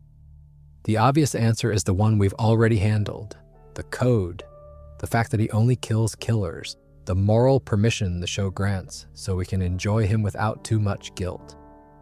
But I don't think that's the whole of it, or even most of it, because plenty of us kept watching well past the point where the code held up, well into the seasons where it frayed, and Dexter did things no reasonable moral accounting could excuse. We stayed anyway, so it wasn't really the moral permission that held us. It was something else, something less comfortable to look at directly. Part of it, I think, is the appeal of competence, the deep human pleasure of watching someone who is extraordinarily good at a difficult thing, whatever the thing is. Dexter is a master of his craft, meticulous, skilled, in control, and there's a satisfaction in watching mastery that seems to bypass our moral judgment entirely. We admire the skill even when we're horrified by its application. That's a slightly unsettling thing to notice about ourselves, that competence can seduce us past our ethics. But it's true, and the show knows it. And it makes Dexter very, very good at what he does precisely so that we'll be drawn in by the mastery before we've had time to remember what the mastery is for. Part of it is the fantasy of control, which we've talked about, the appeal of a man who imposes perfect order on chaos, who always tidies up, who is never at the mercy of the mess the way we all are. There's a wish fulfillment in that, a fantasy of total control over a world that controls us far more than we control it. And Dexter lives that fantasy, and we borrow it from him for an hour at a time. He does the thing we can't, which is master the chaos completely, and never mind that his version of mastery is monstrous, the underlying wish to be in control, to handle everything, to never be overwhelmed, is one nearly all of us carry. And part of it, the deepest part, is the recognition we landed on earlier, the loneliness, the hollow place, the performance of humanity over an uncertain interior. Because I think a lot of us, in our quieter and more honest moments, wonder whether we're really feeling the things we perform, whether the self we show the world matches anything solid underneath, whether we're as connected to other people as we pretend to be, or whether we're all a little bit faking it, managing it, performing our way through social lives we don't fully feel. And Dexter is that fear made into a character, and watching him lets us look at it from a safe distance, dressed up as someone far more extreme than we are, so we can feel the recognition without having to fully own it. He's a way of thinking about our own hollow places without having to admit we have them. That's a real service a story can perform, giving us a monster to project our quieter fears onto, letting us examine the parts of ourselves we don't like to look at, directly by watching someone who embodies them completely. So what does it say about us that we loved him? Nothing bad, I think, nothing to feel guilty about. It says we're drawn to mastery, which is human. It says we wish we had more control over the chaos, which is human.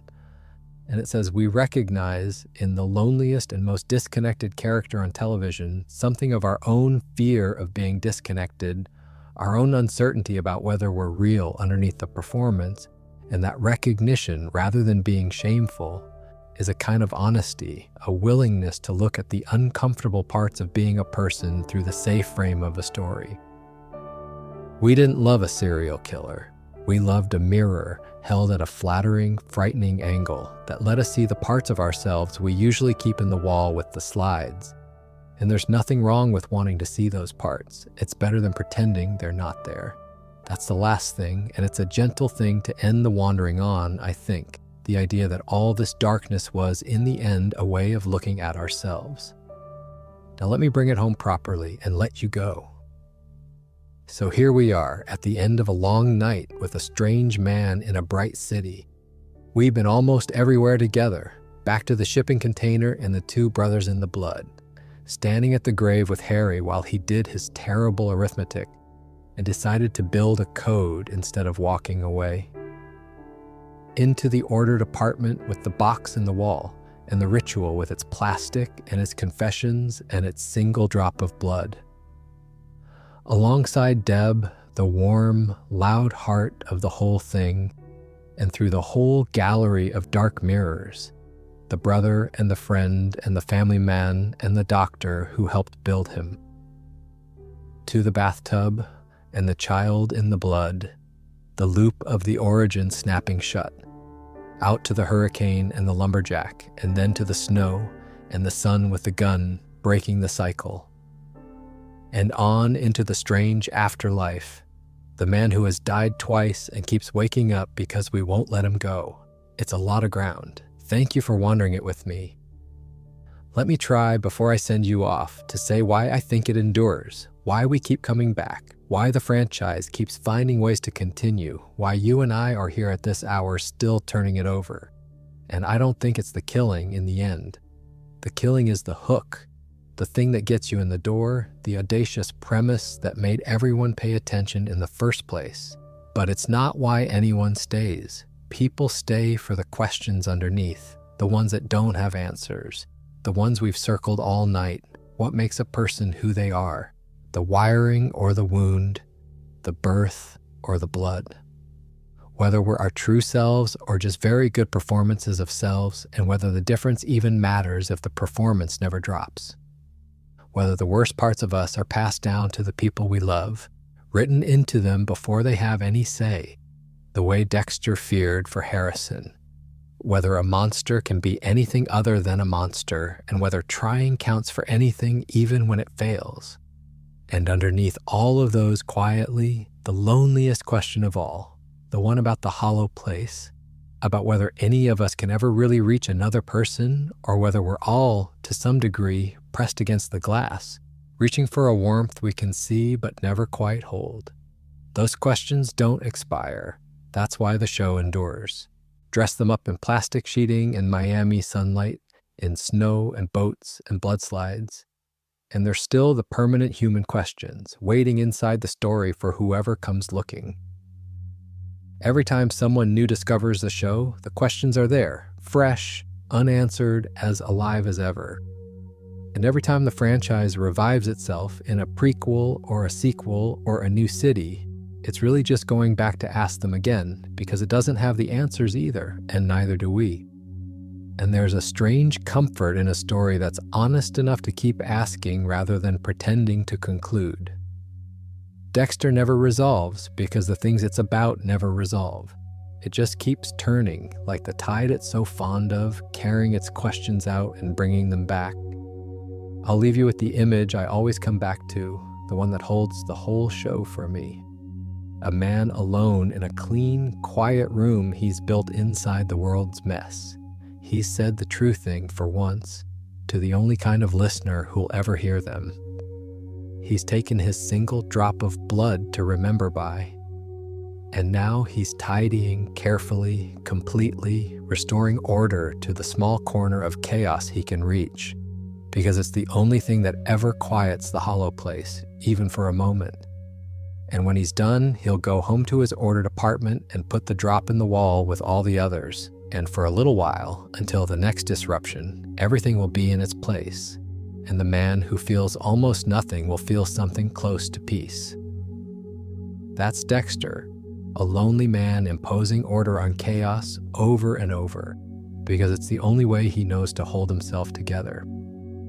And I find at this hour that there's something that I understand, something in the reaching for order against the dark that feels less like the habit of a monster and more like the habit of just about everyone taken to its furthest, saddest edge.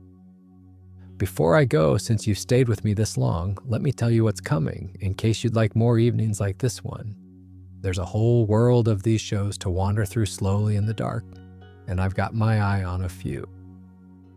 I'd like to do a long, gentle night on the other great anti-hero dramas of that golden age of television. The mob bosses and the chemistry teachers and the admin, the whole strange gallery of compromised men we somehow rooted for because Dexter belongs to that family and the family is worth exploring together.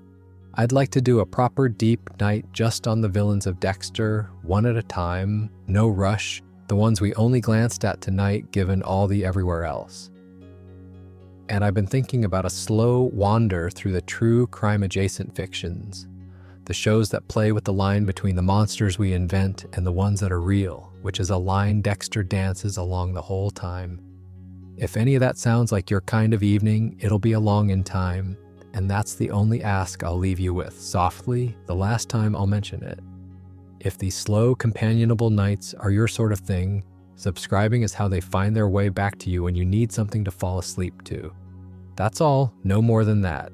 It's there if you want it. For now, though, there's nothing left to do but rest. You've done enough today, whatever it was. You can put all of it down now the way we put everything down at the start of the night, and just let the quiet have you. Let your breathing go slow and easy. Let your shoulders drop one more time away from your ears, because they've probably crept back up there while we were talking. Let the day and the show and my voice all start to blur together into the soft edge of sleep, and don't fight it when it comes. There's no quiz, there's nothing to remember. Nothing later depends on you having stayed awake for this. If you drifted off hours ago somewhere around the shipping container or the code or the sister, then you missed nothing at all, and I'm glad you slept. And the rest of it we'll keep for another night. I'll still be here. The dark passenger, whatever it ever was, can rest now. So can you. Wherever you are tonight, however the day treated you, you're safe, and it's quiet, and you can let go. Take care of yourself. Be gentle with yourself tomorrow, and sleep well. Sweet dreams. Good night.